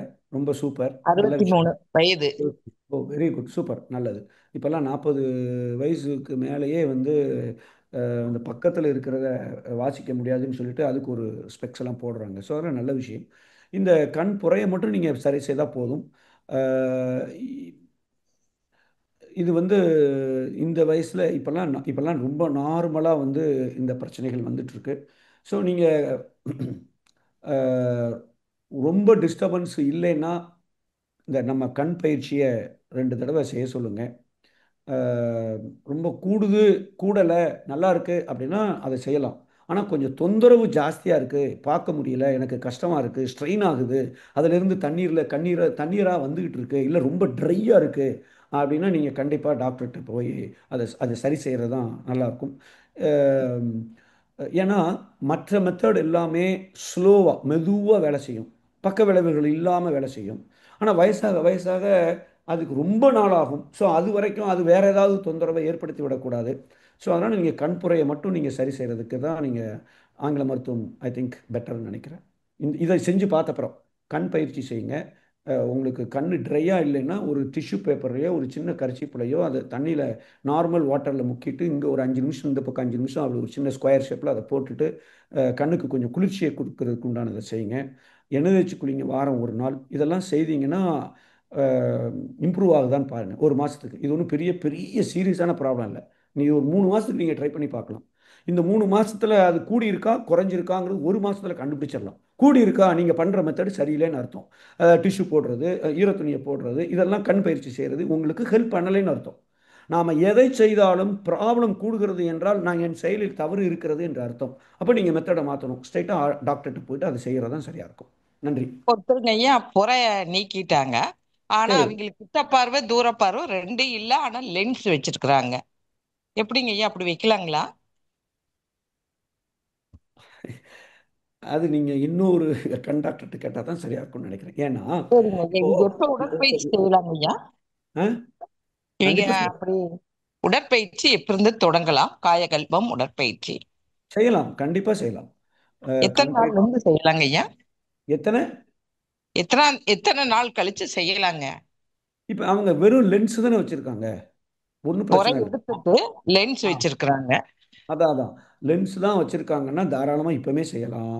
ஒரு சர்ஜரி, ஒரு அறுவை சிகிச்சை மாதிரி பண்ணியிருக்காங்க, உங்களுக்கு வந்து அவங்க கண்ணு வந்து நீங்கள் வெளியில் போகக்கூடாது, அதை கவர் பண்ணியிருக்காங்க, பெரிய ஆக்டிவிட்டீஸ்லாம் செய்யக்கூடாதுன்னு மருத்துவர்கள் அறிவுரை கூறியிருந்தால் கண்டிப்பாக செய்யக்கூடாது.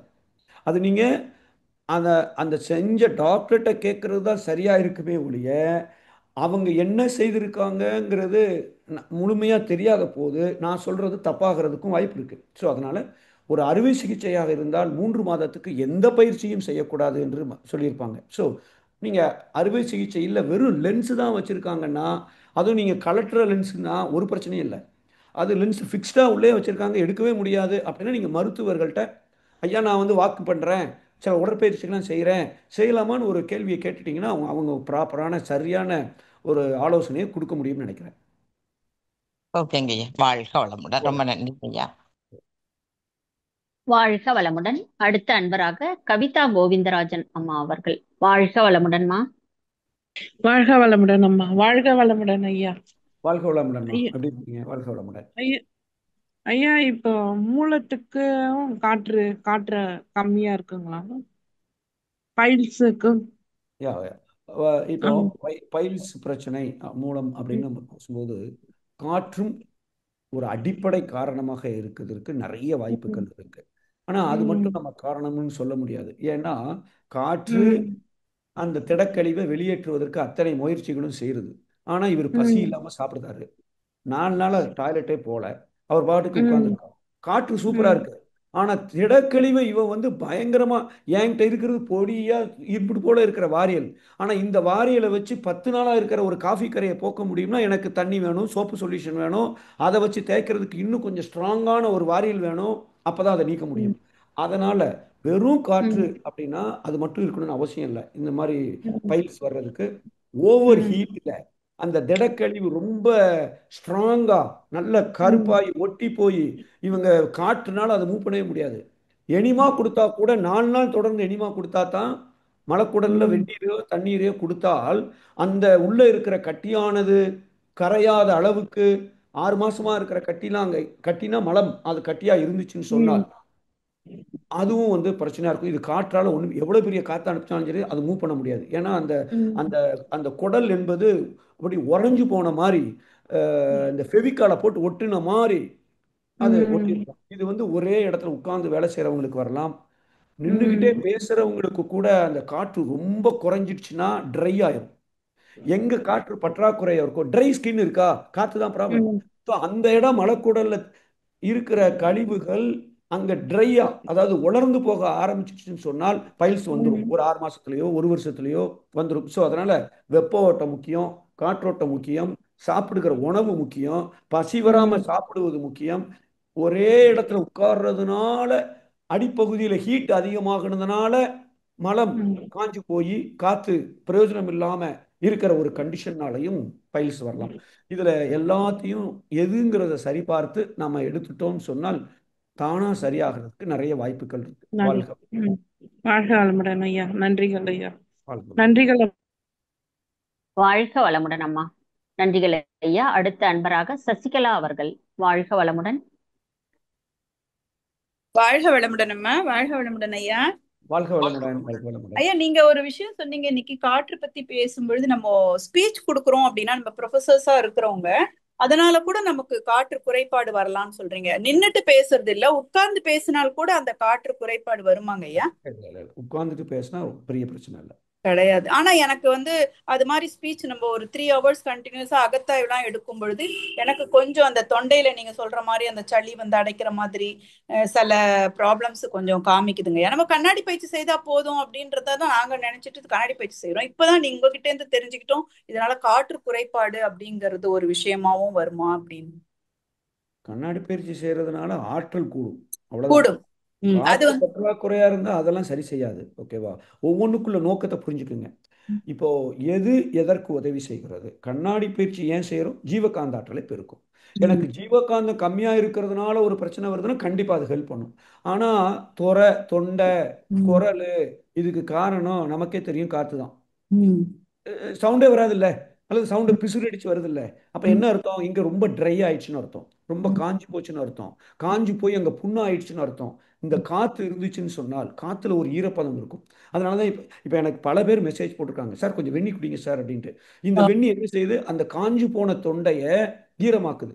இந்த ஈரம் என்பது ஒரு இடத்துல இருந்து இன்னொரு இடத்துக்கு போகணும்னாலும் காற்றுல ஈரப்பதம் இருக்கணும், அப்பதான் அது வேலை செய்யும். ஸோ அதனால நீங்க உங்களுக்கு தொண்டை பிரச்சனை, குரல் பிரச்சனை அதாவது 3 மணி நேரம் கிளாஸ் எடுக்கும்போது வருதுன்னு சொன்னால் கண்டிப்பாக நீங்கள் என்னை பொறுத்த வரைக்கும் கண்ணாடி பயிற்சியை விட நீங்கள் காற்றுக்கு தேவையான ஒரு பயிற்சி, ஈரத்தை கொடுக்கக்கூடிய தேன் சேர்ந்த ஒரு வெந்நீரோ மோரோ வெந்தய தண்ணீரோ, இதை நீங்கள் கொஞ்சம் இந்த 3 மணி நேரம் கிளாஸ் எடுக்கும்போது ஒரு அரை மணி நேரத்துக்கு ஒரு அரை கிளாஸ் இல்லை ஒரு கிளாஸ் அதை நீங்கள் குடிச்சிட்டிங்கன்னா அந்த ஈரத்தை நம்ம போக்கிடலாம். அப்போ காற்று வந்து சரியாக போக ஆரம்பிச்சிடும். அதை நீங்கள் கொஞ்சம் முயற்சி செஞ்சு பார்த்தீங்கன்னா சரியா இருக்கும். நன்றிங்க ஐயா. நன்றி. வாழ்க வளமுடன் ஐயா. நன்றி. வாழ்க வளமுடன் அம்மா. நன்றிகள் ஐயா. அடுத்த அன்பராக கலைமதி அவர்கள். வாழ்க வளமுடன்.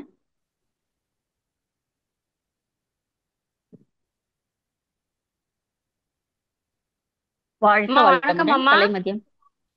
வாழ்க வளமுடன்மா. கேக்குதுங்களா? கேக்குதுங்கம்மா. ஐயா கிட்ட பேசுங்கம்மா. ஐயா வணக்கம் ஐயா. வணக்கம் அம்மா. வாழ்க. இன்னைக்கு ரொம்ப டாபிக் நல்லா இருந்ததுங்க ஐயா. அதாவது இப்ப ராஜ உறுப்புகளா இதயத்தையும் மூளையை மட்டும்தான் நாங்க யோசிச்சுட்டு இருந்தோம். ஆனா அதுக்கப்புறமா கல்லீரல், கிட்னி இதனுடைய முக்கியத்துவம் எல்லாம் தெரிஞ்சுட்டு வந்திருந்தோம். ஆனா இன்னைக்கு நுரையீரலை பத்தி சொன்னீங்க. சாதாரணமா எனக்கு பேசினா கூட மூச்சு வாங்கும், அந்த அளவுக்கு வீக்னஸ் நினைச்சிட்டு இருந்தேன். ஆனா லங்ஸ் தான் பிரச்சனைன்னு இப்ப புரியுதுங்க ஐயா.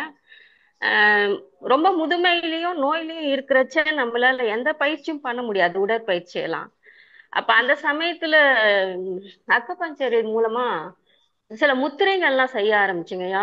பிராண முத்திரை, அடுத்தது சின்மயி முத்திரை, ஆதி முத்திரை, நம்ம வேதாத்திரியத்துல ஆதி முத்திரை, அப்புறம் நம்ம உதவி பேராசிரியர் சொன்ன மேரு முத்திரை, இதெல்லாம் செய்யும் போது கொஞ்சம் பெட்டரா ஃபீல் பண்ணுங்க ஐயா. அதை எல்லாருக்கும் சொல்லணும். ஏன்னா இப்ப நம்ம மீட்டிங்ல நிறைய வயசானவங்க எல்லாம் இருக்கிறாங்க, அவங்க உடற்பயிற்சி பண்ணாத சமயத்துல முத்திரை பண்ணணும்னு கேட்டுக்கிறேங்க ஐயா. அத சொல்லணும்னு நினைச்சேங்க ஐயா. நன்றி. அப்புறம் ஏசி போட்டிருக்கும் போது நாங்க நைட்டு தூங்குறச்சு அதை ஆஃப் பண்ணிட்டு ஸ்கிரீன் ஒரு பக்கம் போட்டிருக்கோம். அது போதுமா ஐயா? ஃபேன் போட்டு படுத்துக்கிறோம். அது பரவாயில்லைங்களா? கண்டிப்பா. எனக்கு அதாவது நீங்க ஃபேன் போடுறதுனா ஃபேன் என்ன செய்யுதுன்னு யோசிச்சீங்கன்னா, அது காத்தெல்லாம் உற்பத்தி செய்யாது. இருக்கிற காத்த சுத்தி விட்டுட்டே இருக்கும். ஆனா ரூமுக்கு நீங்க ஜன்னல் தொறந்து வச்சா தான் உள்ள காத்து வரும். ஃபேன் என்பது அந்த ரூம்ல இருக்கிற காற்ற சுத்த வைக்கிறது. அது எனக்கு நான் படுக்கிற இடத்துல அந்த ஃபேன் இருந்துச்சுன்னா, அந்த இடத்துல நான் காத்தா ஃபீல் பண்றேன். ஏன்னா அது ஃபுல்லா சுத்த வச்சுட்டுது. ஸோ புதுசா உள்ள ஒரு காற்று உள்ள வருமா? வரவே வராது. ரூம் எல்லாம் அடைச்சிட்டு எல்லாத்தையும் சாத்திட்டு ஃபேனை போட்டா இருக்கிற காற்று சுற்றி சுற்றி சுற்றி சுற்றி வந்துக்கிட்டே இருக்கும் இல்லையா? ஸோ அதனால் நீங்கள் என்ன செய்யணும்னா ஸ்க்ரீன், அதாவது நீங்கள் வெளியில இருந்து ஒரு காற்று உள்ளே வருவதற்கு ஏதாவது ஒரு ஏற்பாடு செய்ய வேண்டும். வந்தால் மட்டும் போதாது. அப்படி வந்துக்கிட்டே இருக்குன்னா அதுக்கப்புறம் வராது. ஏன்னா இது நல்ல ஃபுல்லாக பேக் ஆயிடுச்சுன்னு வச்சுக்கோங்க, உள்ளே காற்று வராது. எங்கேயாவது ஒரு இடத்துல ஓட்டை இருந்தால் தான் வெளியில் போகும். அதைத்தான் கிராஸ் வென்டிலேஷன் சொல்கிறோம். இந்த வாஸ்து சாஸ்திரமே அதனுடைய ஒரு பிரின்சிபல், கொள்கை, அதனுடைய அடிப்படைக்கு காரணமாக இருக்கிறது சுத்தமான காற்று உள்ளே வந்துட்டு போகிறது. அப்போ தான் அங்கே இருக்கிற எனர்ஜியே நல்லா இருக்கும். அந்த அந்த நம்ம இருக்கிற இடம் ஆற்றல் பாசிட்டிவாக இருக்கணும். காற்றே பாசிட்டிவாக இல்லைன்னா, நச்சு காற்று அதிகமாக இருக்குது, ஆக்சிஜன் பற்றாக்குறையாக இருக்குன்னா பிராணசக்தி இருக்காது. பிராணசக்தி கம்மியாக இருக்குன்னு சொன்னால் எப்படி நமக்கு ஆரோக்கியமாக இருக்க முடியும்? ஸோ அதனால் காற்று என்பதை விட, ஏசி என்பதை விட ஏர் உள்ளே வர்றதுக்கு வாய்ப்பு இருக்கா? நீங்கள் விண்டோ ஏசின்னு ஒன்று இருக்குது. இப்போ எங்கள் வீட்டிலலாம் சென்ட்ரலே இந்த அந்த மாதிரி ஏசி இருந்தால் ரொம்ப பிரச்சனை. விண்டோ ஏசியில் ஒரு ஒரு ஒரு ஒரு ஒரு ஒரு ஒரு லீவர் ஒன்று இருக்கும். அதாவது வென்டிலேஷன் க்ளோஸ்டு சர்க்கியூட்னு ஒன்று போட்டிருப்போம். க்ளோஸ்டு சர்க்கியூட்னா அந்த ஏசி உள்ளே இருக்கிற காற்றையே கூல் பண்ணி உள்ளே கொடுத்துட்ருக்கும். வென்டிலேஷன் போட்டிங்கன்னா 20% வெளியிலிருந்து காற்று உள்ளே வருகிறது. நீங்கள் அந்த மாதிரி விண்டோ ஏசி வச்சுருந்தீங்கன்னா பெருசாக இருக்குமே, அவ்வளோ தூக்கி உள்ளே வச்சுருப்பாங்க. அந்த மாதிரி ஏசி இருந்தால் வென்டிலேஷன் ஓப்பன் பண்ணிங்கன்னா கொஞ்சம் பெட்டர். 20% காற்று உள்ளே வந்துக்கிட்டே இருக்கு. ஆனால் வெளியில் போகிறதுக்கு வழி இருக்காது. அட்லீஸ்ட் அதாவது வருது. அந்த 3 மணி நேரத்தில் ஆக்சிஜன் பற்றாக்குறை என்பது ஒரு 5 மணி நேரத்துக்கு தாங்கும். அதனால் எங்கேயாவது ஒரு இடத்துல ஒரு சின்ன ஓப்பனிங் இருந்துச்சுன்னா இன்னும் கொஞ்சம் சிறப்பாக இருக்கும். நன்றி. வாழ்க வளமுடன். ஸ்கிரீனை கொஞ்சம் விலக்கி வச்சா கூட போதுங்க இல்லைங்க? இங்கே ஸ்க்ரீன் ஸ்கிரீன் சொல்கிறது கொஞ்சம் திரை இல்லை, ஜன்னலை. ஜன்னல். ஓ, ஸ்க்ரீனை திறந்தீங்கன்னா எப்படி காற்று உள்ள வரும்? ஸ்க்ரீன்ங்கிறது நம்ம வெளியிலேருந்து பார்க்க முடியாததுக்காக நம்ம ஒரு ஒரு திரையை போட்டிருக்கோம் இல்லையா? அது என்ன செய்யும்? சரிங்க. வெளிச்சத்தை தரும், ஆனால் காற்றை தராது. சரிங்க சரிங்க ஐயா. ஜன்னல் கதை திறக்க சொல்றீங்க. கரெக்ட். சரிங்க ஐயா. நன்றிங்க ஐயா. நன்றிங்க ஐயா. அம்மா நன்றிங்கம்மா. வாழ்க வளமுடன் அம்மா. வாழ்க வளமுடன் அம்மா. நன்றிகள் அம்மா. அடுத்த அன்பராக சுமதி சுப்பிரமணியன் அவர்கள். வாழ்க வளமுடன்மா. வளமுடன் மேடம். வாழ்க வளமுடன் சார். வாழ்க வளமுடன். சரி, நீங்க இன்னைக்கு ரொம்ப இது காற்று பற்றாக்குறையினால ஏற்படுற சிம்டம்ஸ், கைட்லைன்ஸ், அப்புறம் எப்படி இது தவிர்க்கலாங்கிறதுக்கு நிறைய டெக்னிக்ஸ் சொன்னீங்க. Thank you so much. எனக்கு 2 கிளாரிஃபிகேஷன்ஸ். இப்போ வந்து நம்ம கல்ஃப் கண்ட்ரீஸ்ல இருக்கிறப்போ வந்து நீங்க இந்த 3 to 5 வந்து நம்ம பிராணாயாமம் பண்றப்போ சுத்தமான காற்று கிடைக்குது அப்படிங்கிற மாதிரி சொன்னீங்க. இப்போ நம்ம most of the time AC தான் யூஸ் பண்றோம். அப்போ வந்து அந்த சுத்தமான காற்று கிடைக்கணும்னா நமக்கு எப்படி அதை ஃபாலோ பண்ணலாம், இல்லை அவுட்டோர்ல தான் இந்த பயிற்சி பண்றது பெட்டரா அப்படிங்கிறது ஃபர்ஸ்ட் கிளாரிஃபிகேஷன். அவுட்டோர்னா அவுட் சைட் ஃப்ரம் ஹோம்ல வெளியில உட்காந்து பண்றது. செகண்ட் கொஸ்டின் வந்துட்டு இப்போ விண்டர்ல வந்து இங்க வெப்ப ஓட்டம் நமக்கு அவ்வளவா அந்த சன்லைட் எக்ஸ்போஷர் கிடைக்கல. அப்போ வந்து இந்த வெப்ப ஓட்டம் குறையிறதுனால காற்றோட்டம் குறையறதுக்கு சான்சஸ் இருக்கா? இது 2 இன்டர்லிங்க்டா, வெப்ப ஓட்டமும் காற்றோட்டமும்? இந்த 2 கிளாரிஃபிகேஷன். வாழ்க வளமுடன். நீங்கள் கத்தார்லேருந்து பேசுகிறீங்க. சூப்பர். முதல் விஷயத்துக்கு வருவோம். நிச்சயமாக வந்து 3 to 5 AM சுத்தமான ஆற்றல் இருக்குது, சுத்தமான பிராணசக்தி இருக்குது, ஸோ சுத்தமான காற்று இருக்குது. ஏன்னா 5 மணிக்கு மேலே எல்லாரும் எந்திரிச்சிடுறோம், வண்டிகள் ஓடுது, எல்லாமே இருக்குது. ஸோ அதனால் கொஞ்சம் பெட்டர். ஸோ அந்த டயத்தில் செஞ்சால் கொஞ்சம் பெட்டர், அவ்வளோதான். ஸோ அது அது அது முதல் விஷயம். ஆனால் ஏசி ஓடிக்கிட்டு இருக்கு, நம்ம வெளி இடங்களில் போய் தான் மூச்சு பயிற்சி செய்யணுமா அப்படிங்கிறது உங்கள் கேள்வி. இந்த மூச்சு பயிற்சி செய்கிறதுக்கு சுத்தமான காற்று இருக்கணும், அவ்வளோதான். நீங்கள் வந்து இப்போ நான் என்ன பண்ணுறேன், எங்கள் வீட்டில் ஏசி இப்போ சம்மரில் பூரா ஏசி ஓடிட்டு தான் இருக்கும். முதல்ல எந்திரிச்ச உடனே முதல்ல நாங்கள் டெம்பரேச்சரை 28 தான் வச்சுருப்போம். ஏசியை ஆஃப் பண்ணிடுவோம் எந்திரிச்ச உடனே. அதற்கப்புறம் நாங்கள் ஒரு மெடிடேஷன் பண்ணிவிட்டு இதெல்லாம் முடிச்சுட்டு அதுக்கப்புறம் தான் எக்ஸசைஸ் பண்ண ஆரம்பிக்கிறோம். எக்ஸசைஸ் பண்ணும்போது ஃபுல் ஜன்னல் எல்லா பக்கமும் 2 பக்கம் இருக்கிற ஜன்னல் திறந்து வச்சுருவோம். இப்போ என்ன ஆகும், ஃப்ரெஷ் ஏர் உள்ளே வரும், கெட்ட காற்று வெளியில் போகும். இதில் ஒரு 10 நிமிஷம் அந்த காற்று வந்து போய்கிட்டே இருக்கும், ஏன்னா அந்த ஏசி கூல் அங்கே இருக்கும். அப்புறம் ஒரு 10 நிமிஷம் கழிச்சு தான் எக்ஸசைஸ் பண்ண ஆரம்பிக்கிறோம். நீங்கள் இந்த உடற்பயிற்சி செய்யும் போது வெளியிடங்களில் தான் செய்யணும்னு அவசியம் இல்லை. ஒரு கிராஸ் வென்டிலேஷனில் ஒரு காற்று உள்ளே வரணும், கெட்ட காற்று வெளியில் போகணும், அது உங்களாலேயே உணர முடியும். அந்த மாதிரியான ஒரு சூழ்நிலை உங்கள் வீட்டுக்குள்ளே இருக்க முடியும் என்றால் ஏற்படுத்தி கொள்ள முடியும் என்றால், இப்போ வீட்டை சுற்றி ஜன்னல் இருக்கு, ஆனால் அந்த ஜன்னலுக்கும் அடுத்த வீட்டுக்கும் இடையில ஒரு அடி தான் இடைவெளி என்றால் காற்று வர்றது ரொம்ப கஷ்டம். அப்படின்னா நீங்கள் மொட்டை மாடியில் போயோ இல்லை வெளி இடத்துல போயோ செய்கிறது ஓகே. வெளி இடத்துல போய் செஞ்சாலும் ஒரு ஐயா ஃபர்ஸ்ட் கேள்வியில் ஒன்று, ரெண்டாவது கேள்வி மூணாவது கேள்வியை கேட்டாங்களே, மாசுபட்ட காற்றாக இருக்குமே என்றால் அங்கே ஒரு ஃபேக்ட்ரி இருக்குது, அங்கே ஒரு சாக்கடை கிடங்கு இருக்குது, இங்கே ஒரு குளம் இருக்குது, பக்கத்து வீட்டுக்காரன் குப்பையை அங்கே தான் போட்டுட்டு இருக்கான், ஆனால் அல்லவே இல்லை, அதுக்கு வீடியோ எவ்வளோ பெட்டர். ஸோ அதனால் இப்போல்லாம் வந்து ஏர் பியூரிஃபையர் ஒன்று கிடைக்குன்னு சொல்கிறாங்க, எனக்கு தெரியல. ஆனால் 2 ஃப்ரெண்டு வீட்டில் அவங்க வாங்கி வச்சுருந்தாங்க, அது கொஞ்சம் சுத்தப்படுத்துதுன்னு. அதை பற்றி ஐடியா இல்லை, மேபி எக்ஸ்ப்ளோர் பண்ணுங்கள். எக்ஸ்ப்ளோர் பண்ணிங்கன்னா அந்த ரிசல்ட்டை எனக்கும் சொல்லுங்கள். பட் எனக்கு அந்த பிரச்சனை இல்லை. ஸோ அதனால் ஜன்னலை திறந்து வச்சுருங்க. ஜன்னலை திறந்து வைக்கும்போது வெயில் காலத்தில் இந்த ஊரில் வேக்கத்தான் செய்யும், வேக்கட்டும். வேத்தாத்தான் வியர்வை துவாரங்கள் வழியாக உள்ளே இருக்கிற கழிவு வெளியேற வேண்டும். கழிவு வெளியேறுவதற்கு மிக முக்கிய ஒரு பங்கு வியர்வை துவாரங்கள். இந்த வியர்வை வந்து நமக்கு ஒரு நாற்றம் அடிக்கிறது என்றாலேயே கழிவு உள்ளே தேங்க ஆரம்பிக்கிறது, தோல் பிரச்சனை வரப்போகிறது, கட்டிகள் உருவாக போகிறதுன்னு அர்த்தம். ஸோ அதனால் டெய்லி பர்டிகுலராக கல்ஃபில் இருக்கிறவங்க நம்ம உடல் வேக்கிற மாதிரி ஏதாவது ஒன்று செஞ்சாகும். காலையில் எக்ஸசைஸ் பண்ணும்போது எல்லாத்தையும் திறந்து வச்சுட்டு ஏசி ஆஃப் பண்ணிட்டீங்கன்னா சூப்பராக இருக்கும். அது முதல் இருக்கிறதுல பெட்டர் சொல்யூஷன் அது. ரெண்டாவது கேள்விக்கு வந்துட்டோம் அப்படின்னு சொன்னால், வின்டரில் வெப்ப ஓட்டம் ரொம்ப கம்மியாக இருக்கும், ஏன்னா குளிர்ச்சி ரொம்ப ஜாஸ்தியாக இருக்குது, அதனால் காற்று ஓட்டம் அளவு குறையுமா அப்படின்னு கேட்டிருக்கீங்க.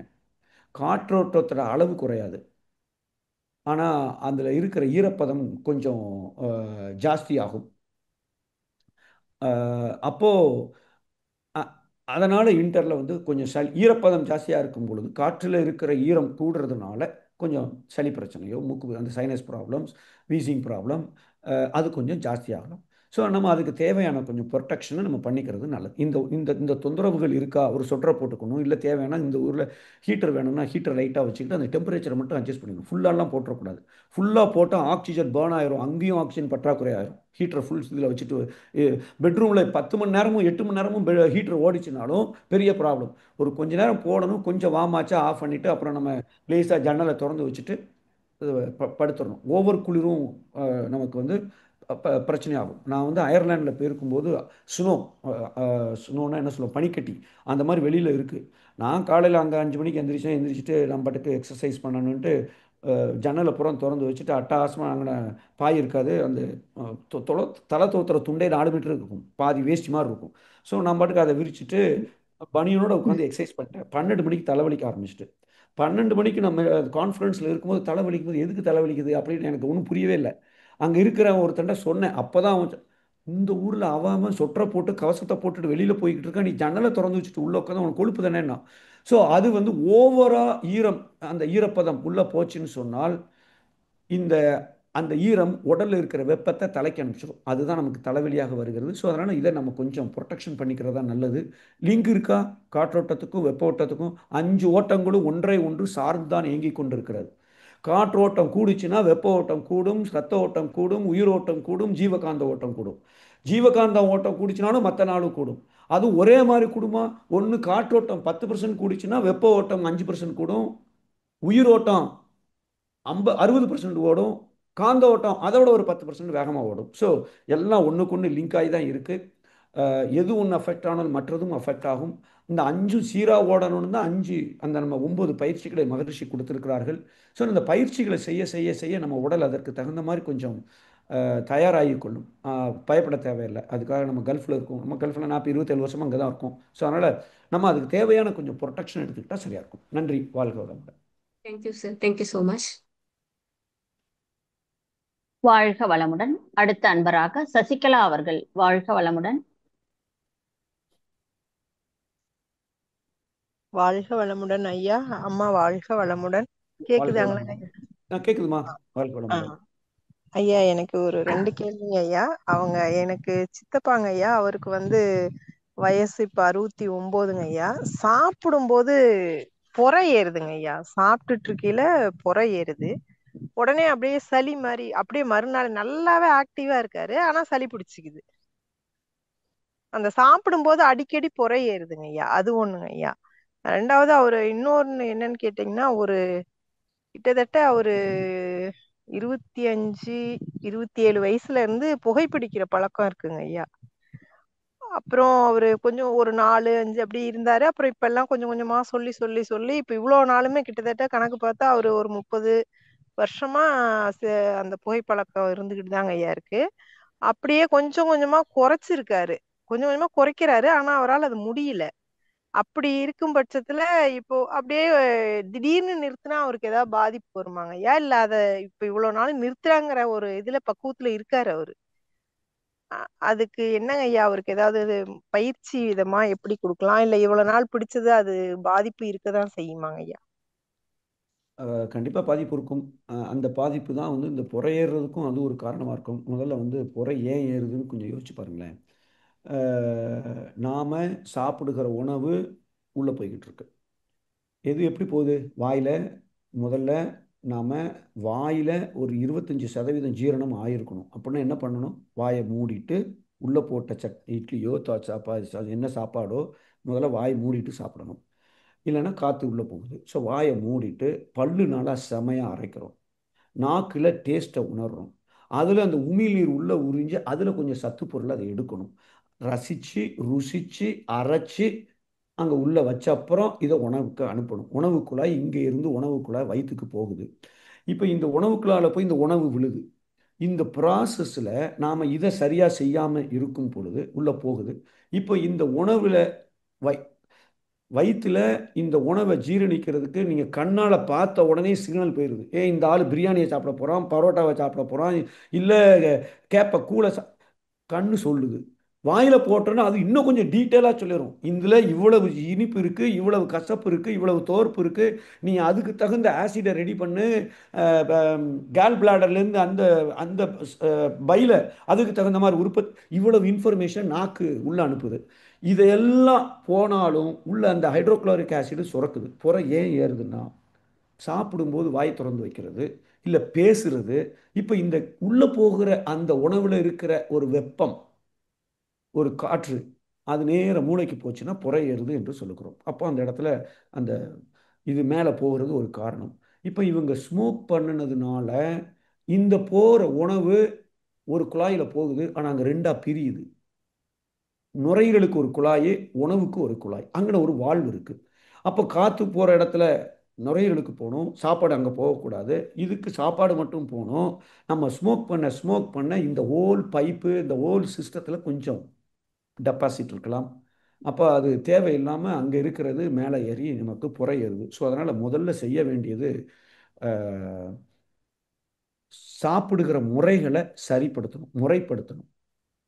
நான் சொன்ன மாதிரி சாப்பிட முடியுமா அப்படிங்கிறத அவங்க முயற்சி பண்ணணும், முதல் விஷயம். ரெண்டாவது விஷயம், பசி வந்த அப்புறம்தான் அவங்க சாப்பிட ஆரம்பிக்கணும். மூணாவது விஷயம், அவங்களால முடியல இந்த ஸ்மோக்கிங்கை கொஞ்சம் இப்போது அது நிப்பாட்டணும் ஃபஸ்ட்டு. ஓகே, ஸோ இது இது இது இந்த பிரச்சனைக்கு அது மெயின் காரணம் இல்லை.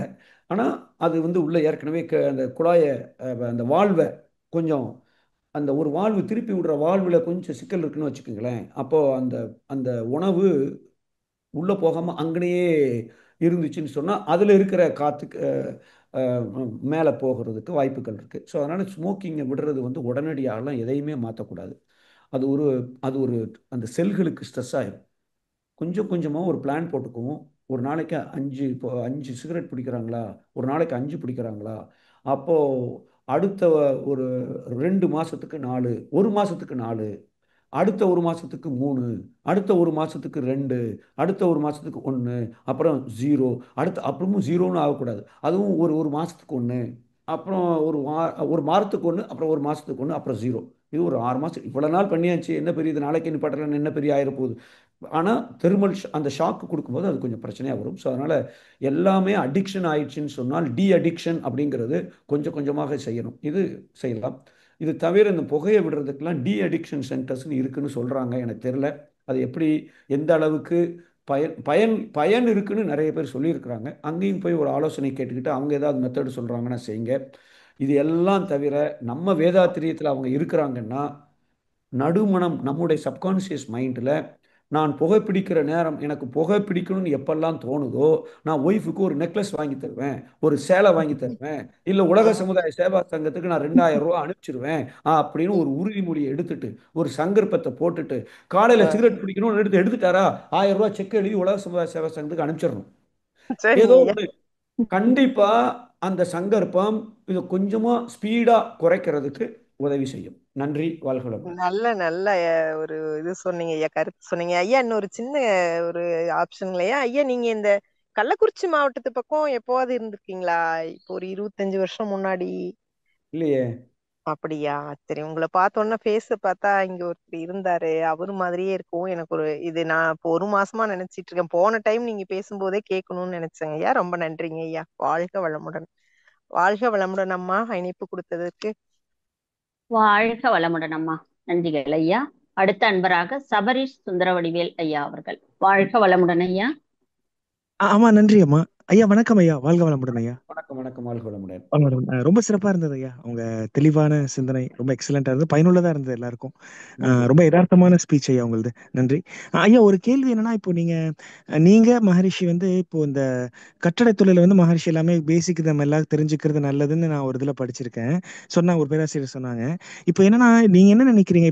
இப்போ சில இடத்துல இப்போ மலேசியா, இந்தியா, துபாய்லாம் கான்கிரீட் ஜங்கல்னே சொல்லுவாங்க. ஃபுல்லா எல்லா இடத்துலயும் பெரிய பெரிய மொட்டமா இந்த மாதிரி கட்டிடுறாங்க. ஆனா இப்போ western country, America, Australia, Europe எல்லாம் ஃபுல்லா இந்த இப்போ லெகோ பீஸ் மாதிரி எல்லாம் உட்டன்ல தான் கட்டியிருக்காங்க.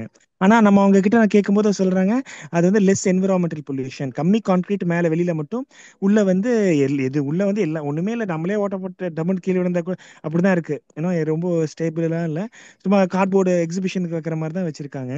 இப்போ இதனால என்விரான்மெண்ட்டுக்கு அவங்க இதுன்னு சொல்றாங்க. அப்புறம் யாராவது லாக் பண்ணிட்டாங்க, அவசரப்பட்டு கோவப்பட்டு ஏதாவது சண்டை போட்டா டக்குன்னு உடச்சிட்டு ஈஸியா உடச்சு வந்துடலாம். கண்ணாடி சுத்தி கண்ணாடி இருக்கு. அந்த விஷயத்துக்கு அதுல இப்ப நெகட்டிவா திருட்டு போகிறது இருக்கு. இதை பத்தி நீங்க என்ன நினைக்கிறீங்க ஐயா? இந்த இதை ஒரு மெத்தட் ஃபாலோ பண்ணணும்னு மகரிஷி சொல்லியிருக்காங்களா? என்விரான்மெண்டலுக்கு இவ்வளவு கான்கிரீட் வர்றதுனால உங்க அது இப்போ அவ்வளவு சீக்கிரம் கரைக்க முடியாது இல்லையா? அதை பத்தி நீங்க என்ன நினைக்கிறீங்க? அதான் கேட்டீங்க, கட்டிடத்தொழில். வாழ்க வளமுடன். அதை பற்றி மகரிஷி என்ன சொல்லியிருக்காங்க அப்படின்னு எனக்கு எதுவும் சொல்லியிருக்காங்களா எனக்கு தெரியல. நல்ல மகரிஷி கூட இருந்த மூத்த பேராசிரியர் யார்ட்டா கேட்டிங்கன்னா சரியாக சொல்ல முடியும்னு நினைக்கிறேன். பட் எனக்கு தெரிஞ்ச அளவுக்கு, மகரிஷி புத்தகத்தில் படித்த அளவுக்கு இதை பற்றி ஸ்பெசிஃபிக்காக எதுவும் சொல்லலை. ஆனால் சொல்ல மாதிரி எனக்கு தெரியல.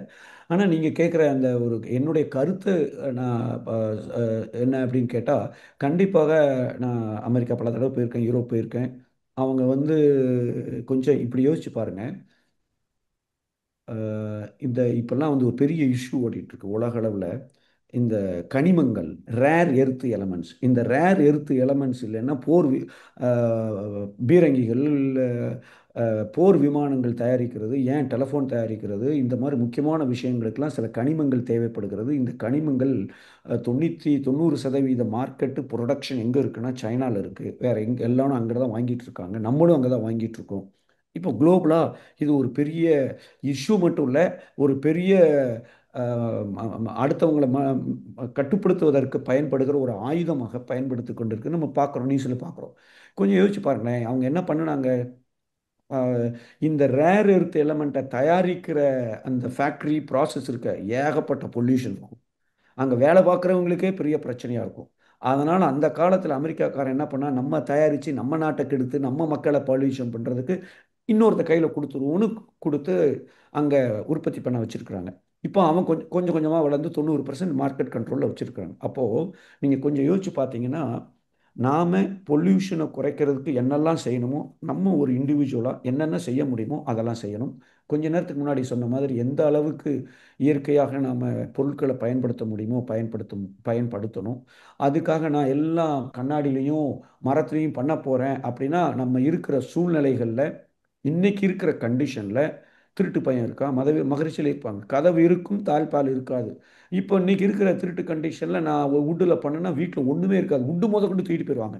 நீங்கள் ஒரு வாரம் எங்கேயா ஊருக்கு போயிருந்தீங்கன்னா, அப்போ நாம் அதற்கு தகுந்த மாதிரி நம்முடைய உரிமைகளை, நம்முடைய சொத்துக்களை பராமரிப்பதற்கு, பாதுகாப்பதற்கு உண்டான முயற்சி எடுக்கணும். ஸோ அதனால் இருக்கிற சூழ்நிலைக்கு தகுந்த மாதிரி, தேவைக்கு ஏற்ற மாதிரி என்னை நான் அதற்கு அடாப்ட் எப்படி அதுக்கு இணக்கமாக வாழ வேண்டுமோ அப்படிதான் நீங்கள் வாழணும். நல்லதுன்னு ஒன்று இருக்குது, எது பாசிபிள்ங்கிறது இன்னொன்று இருக்குது. அப்போது நம்ம இந்த ரெண்டுக்கும் இடையில ஒரு சின்ன காம்ப்ரமைஸ் பண்ணிவிட்டு அதை செய்கிறதா நல்லாயிருக்கும். இப்போ அமெரிக்காவில் போய் நீங்கள் ஒரு இடத்த வாங்குனீங்கன்னா நீங்கள் அந்த மாதிரி தாராளமாக செஞ்சுக்கலாம். கண்டிப்பாக பொல்யூஷன் அங்கே வந்து நம்ம அந்த அந்த இடமே சுத்தமான காற்றாக இருக்கும். வீட்டில் வந்து எந்த அளவுக்கு பிளாஸ்டிக் வச்சுருக்கிறோம், எந்த அளவுக்கு செயற்கை பொருட்களை வச்சுருக்கோமோ கண்டிப்பாக அந்த இடத்துல காற்று மாசுபட்ட காற்று ஓரளவுக்காகுது. 1%, 2% சுத்தமான காற்றை விட ஒரு ஊரில் ஒரு நாட்டில் அந்த அந்த ஒரு நாட்டில் இருக்கிற எந்த ஊர் எந்த நாடு இப்போ ஞாபகம் இல்லை, அந்த நாட்டில் இருக்கிற அந்த கிராமத்தில் இருக்கிறவர்கள் ஒரு உடம்பு சரியில்லைன்னா அங்கே மருத்துவமே கிடையாதாம். உடம்பு சரியில்லைன்னா 2 பெட்டி படுக்கை எடுத்துட்டு மலை உச்சிக்கு போயிடுவாங்களாம். அங்கன போய் ஒரு மாதம் இருக்க வேண்டியது எல்லாம் குணமாயிரும், திருப்பி வந்துடுவாங்களாம். இவ்வளோதான் அவங்க செய்கிறது.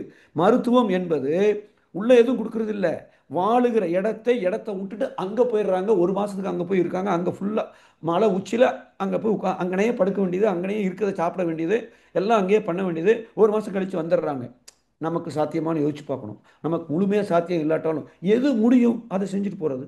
நம்ம என்ன செய்கிறோம், டாக்டரே சிக் லீவ் எழுதி கொடுத்தாலும் வீட்டில் பெர்மனெண்ட்டாக நான் 6 மாதமாக செய்ய வேண்டிய வேலைகளெல்லாம் எடுத்து போட்டு அன்னைக்கு செஞ்சு ஒன்றும் இல்லைன்னா 4 படத்தை பார்த்துட்டு வேலைக்கு போகாமல் சிக் லீவ் கொடுத்ததே படுத்துரு, ஆற்றலை செலவு செய்யாத, உன்னிடம் இருக்கிற ஆற்றல் உன் உடலில் இருக்கிற பிரச்சனை தானாகவே சரி செய்து கொள்ளும், அறிவு இருக்குது, ஆற்றலை மட்டும் கொடு, அதுக்காக தான் சிக் லீவ் கொடுக்குறாங்க. ஸோ அதை நம்ம கொஞ்சம் பேலன்ஸ் பண்ணிக்கிறதுக்கு முயற்சி செய்தால் நல்லாயிருக்கும்னு நினைக்கிறேன். அது என்னுடைய கருத்து.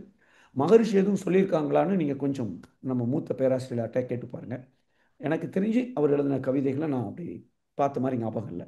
நன்றி ஐயா, சிந்தனையை தூண்டியிருக்கீங்க, நானும் ட்ரை பண்ணுறேன். வாழ்க வளமுடன். வாழ்க வளமுடன் ஐயா. நன்றிகள் ஐயா. நிறைவான அன்பராக சாந்தி கண்ணன் அம்மா அவர்கள். வாழ்க வளமுடன்மா. ஐயா வாழ்க வளமுடன் ஐயா. அம்மா வாழ்க வளமுடன். வாழ்க வளமுடன். ஐயா என்னோட கேள்வி என்னன்னா, எனக்கு வந்து தலையில நான் பேக் போட்டுட்டே இருந்தேன் ஐயா, ஏப்ரல் மேல எல்லாம். அப்பெல்லாம் ஒண்ணுமே ஆகல. எனக்கு வந்து 3 மாசம் கழிச்சு சளி ரொம்ப ஆயிடுச்சு. அது வந்து என்னால நுரையீரல் பயிற்சியெல்லாம், தசைநார் மூச்சு பயிற்சியெல்லாம் என்னால பண்ண முடியல. ஆனாலும் முயற்சி பண்ணி நான் பண்ணேன். சரி, இதை வந்து ரொம்ப நம்ம வச்சுக்க கூடாது இந்த சளியை அப்படின்ட்டு நான் டாக்டர்கிட்ட போயிட்டேன். டாக்டர் போயிட்டு எனக்கு டேப்லெட் கொடுத்தாங்க. கொஞ்சம் பரவாயில்லையா இருக்கு. இதையே எனக்கு வந்து தெரியாம இருந்தது. 3-4 மாசம் எனக்கு ஒண்ணுமே ஆகல. தலையில பேக் போடும் போதெல்லாம் எனக்கு ஒண்ணுமே ஆகல. அதுக்கப்புறம் ஆகஸ்ட் செப்டம்பர்ல தான் எனக்கு அது இருந்தது. அந்த சளி பிடிச்சது கூட எனக்கு கொஞ்ச நாள் கழிச்சு தான் எனக்கு புரிஞ்சுது. நமக்கு ஏன் மூக்கு அடைக்குது, சளி ஏன் இப்படி வச்சிருக்கு, ஒரு மாதிரியா இருக்கு, அப்புறம் தான் நான் கண்டுபிடிச்சேன். இந்த மாதிரி சூழ்நிலை ஏன் எனக்கு அமைஞ்சது. வாழ்க வளமுடன் ஐயா. இன்னைக்கு வந்து ப்ரோக்ராம் எனக்கு ஃபுல்லா கேட்க முடியல. பேக்னா மருதாணி, செம்பருத்தி இலை, செம்பருத்தி பூ அது போட்டேன். அப்போ வந்து எனக்கு ஒண்ணுமே ஆகல. அந்த மாதிரி ஆயிருந்தா நான் அப்பவே ஸ்டாப் பண்ணியிருப்பேன். அது வந்து ஆகவே இல்லை. அது இல்லாம இன்னைக்கு வந்து என்னால ஃபுல்லாவே நல்லா கேட்க முடியல. கெஸ்ட் வந்துட்டாங்க, அந்த இதுலயே நான் எப்படியோ கேட்டு முடிச்சுட்டேன் ஓரளவு. சொல்லுங்கய்யா. வாழ்க வளமுடன். இப்போ அதாவது ஒவ்வொருத்தர் உடல்லையும் இந்த வெப்ப ஓட்டம், காற்று ஓட்டம், இரத்த ஓட்டம் அப்படின்னு நம்ம சொல்றோம். காந்த ஓட்டம், ஜீவகாந்த ஓட்டம், உயிர் ஓட்டம். முதல்ல இந்த வெப்ப ஓட்டம், காற்று ஓட்டம், இரத்த ஓட்டம், இதைத்தான் வாதா பித்தா கப்பான்னு இன்னும் கொஞ்சம் சேர்த்து அதை சொல்றாங்க. ஒவ்வொருத்தருக்கும் இதனுடைய காம்பினேஷன் வேற. இப்போ என்னுடைய உடல்ல வெப்ப ஓட்டம் ஜாஸ்தியா இருக்கும், வாத ஓட்டம் அதை விட கொஞ்சம் ஜாஸ்தியா இருக்கும், இரத்த ஓட்டம் ரொம்ப குறைவா இருக்கும். இன்னொருத்தர்கிட்ட ரத்த ஓட்டம் ரொம்ப ஜாஸ்தியாக இருக்கும், அதாவது கபம் ஜாஸ்தியாக இருக்கும், வெப்பம் ரொம்ப கம்மியாக இருக்கும், காற்று கொஞ்சம் மீடியமாக இருக்கும். இப்போ இவருக்கு ஒன்று செய்தால் அது ஒத்துக்கலாம், எனக்கு அது ஒத்துக்கணும்னு அவசியம் இல்லை. இதுதான் நம்ம மாற்று மருத்துவத்தோட சிகிச்சை முறை.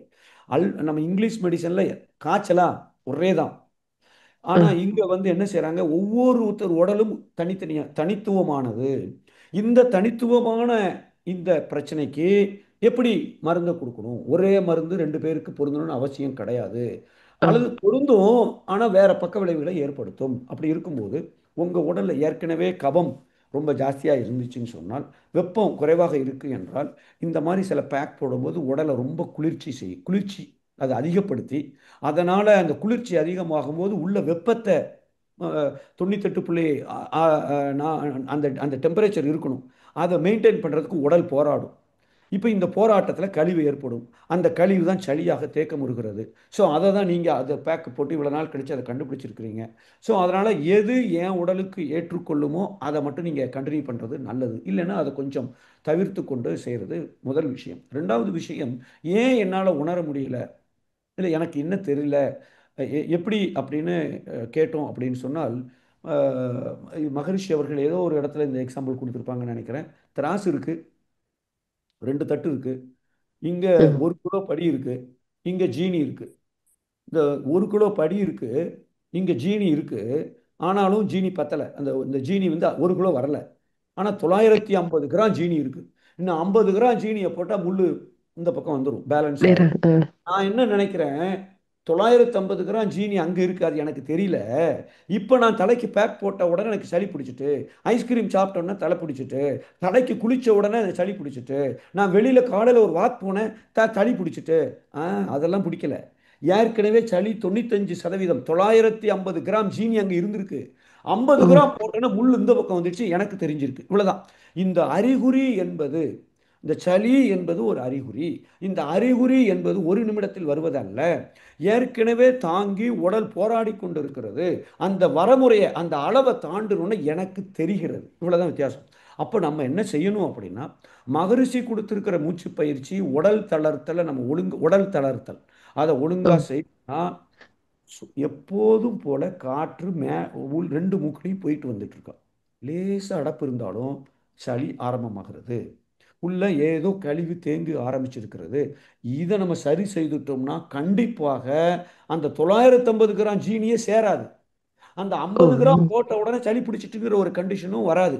ஸோ நாம் தினசரி இப்படி போய் அது நீட்டாக போகணும், நீட்டாக வரணும், நீளமாக இருக்கணும், ஆழமாக இருக்கணும். இது இருக்கா அப்படிங்கிறத நாம் அந்த நாடி சுத்தி பிராணாயாமம் பண்ணும்போது செய்ய முடியும். இப்போ நாடி சுத்தி பிராணாயாமம் ஒரு தடவைக்கு மேலே செய்ய முடியல, நீளமாக மூச்சு இழுக்க முடியல அப்படினாலேயே அங்கே சுவாச மண்டலத்தில் அங்கே போகிற காற்று போயிட்டு வர்றதுல தடை இருக்கிறது.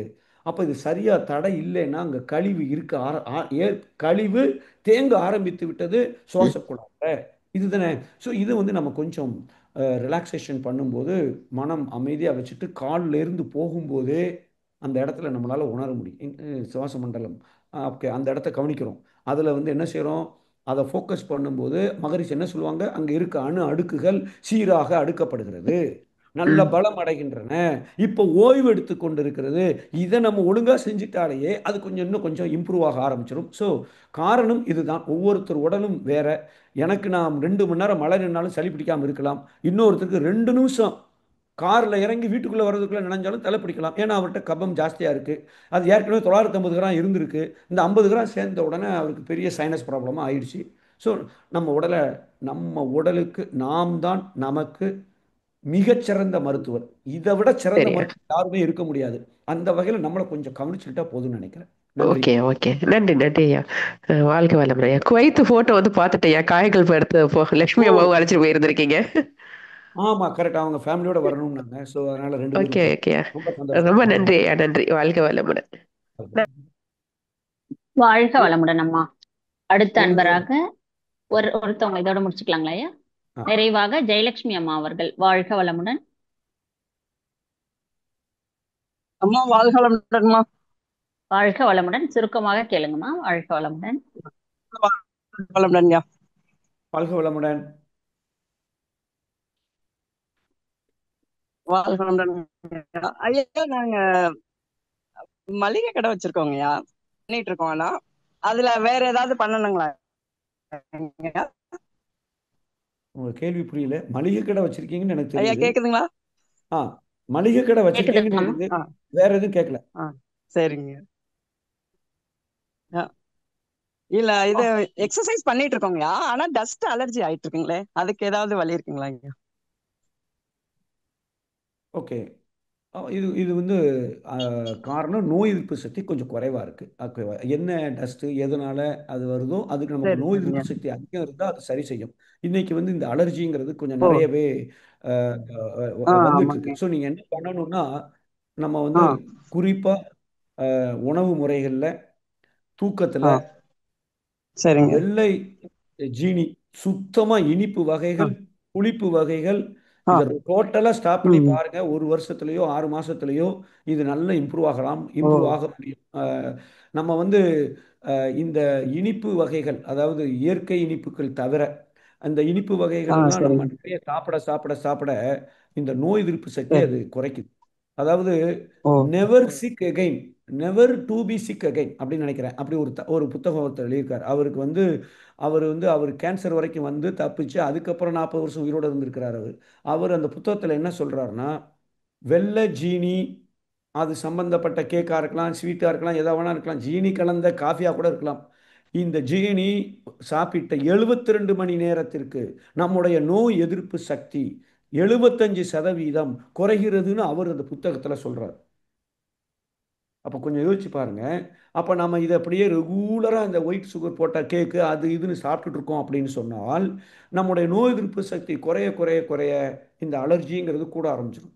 ஸோ அதனால் நீங்கள் இனிப்பு வகைகளை டோட்டலாக நிப்பாட்டிட்டு ரொம்ப புளிப்பு அதுவும் சாப்பிடாம இருந்துட்டோம் அப்படின்னு சொன்னால் ஆட்டோமேட்டிக்காக நோய் எதிர்ப்பு சக்தி கூடுவதற்கான வாய்ப்புகள் அதிகம் இருக்குது. நல்ல இயற்கை உணவுகள் கொஞ்சம் அதிகம் சேர்த்துக்கணும். கண்டிப்பாக நைட்டில் பழங்கள் சாப்பிட்றது நல்லது.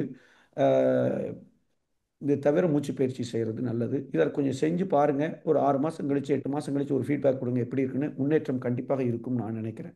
வாழ்க வளமுடன். நன்றிகள் ஐயா. வாழ்க வளமுடன் ஐயா. ஆமா, மிக ஒரே ஒரு சிறப்பான கேள்வினா அந்த சொல்லுங்க ஐயா. சேட் பாக்ஸில் வேற ஒரு கேள்வி போட்டிருக்காங்க பூபதி அப்படின்னு சொல்லிட்டு, ஆமாங்க. ஜன்னல்கள் எதிர் எதிர் தான் இருக்கணுமா அப்படின்னு கேட்டிருக்கீங்க.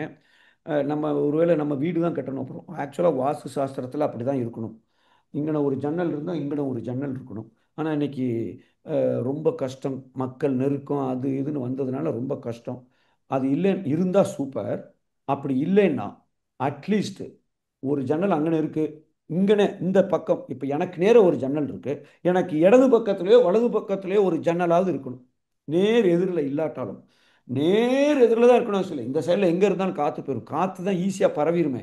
அதனால் இடது பக்கம் இருந்தாலும் பிரச்சனை இல்லை, வலது பக்கம் இருந்தாலும் பிரச்சனை இல்லை. குறைந்தபட்சம் அதுலேருந்து ஒரு 4 அடி தள்ளி அதே சைடில் இருந்தால் கூட ஒரு பக்கம் காற்று வந்து ஒரு பக்கம் தள்ளிக்கிட்டு இருக்கும். ஏதோ ஒரு சர்க்குலேஷனாவது இருக்கும்.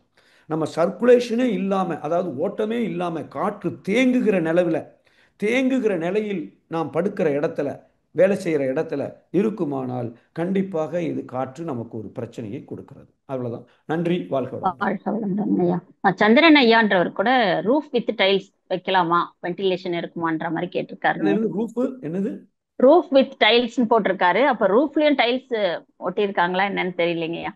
வாழ்க வளமுடன். வென்டிலேஷன் எப்படி? அதாவது ஆமா, இந்த டைல்ஸை மேல போடலாமான்னு கேக்குறீங்கன்னு நினைக்கிறேன். Roof with tiles okay. இல்ல அவங்க போட்டிருக்காங்க ஐயா, போட்டிருக்காங்க போல இருக்கு. வென்டிலேஷன் இருக்குமா? கரெக்ட். நான் பார்த்துட்டேன். காத்து எனக்கு உள்ள வரணும், அவ்வளவுதான்.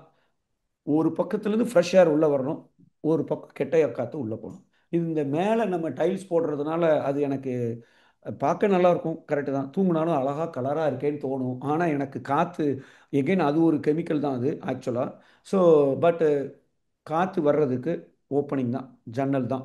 அல்ல அட்லீஸ்ட் நான் சொன்ன மாதிரி எங்கள் வீட்டில் ஊரில் பண்ண மாதிரி அட்லீஸ்ட் ஒரு 1.5 அடிக்கு ஒரு ஓட்டையை போட்டுட்டு ஆப்போசிட் சைடில் ஒரு எக்ஸாஸ்ட் ஃபேனை மாட்டிருங்க.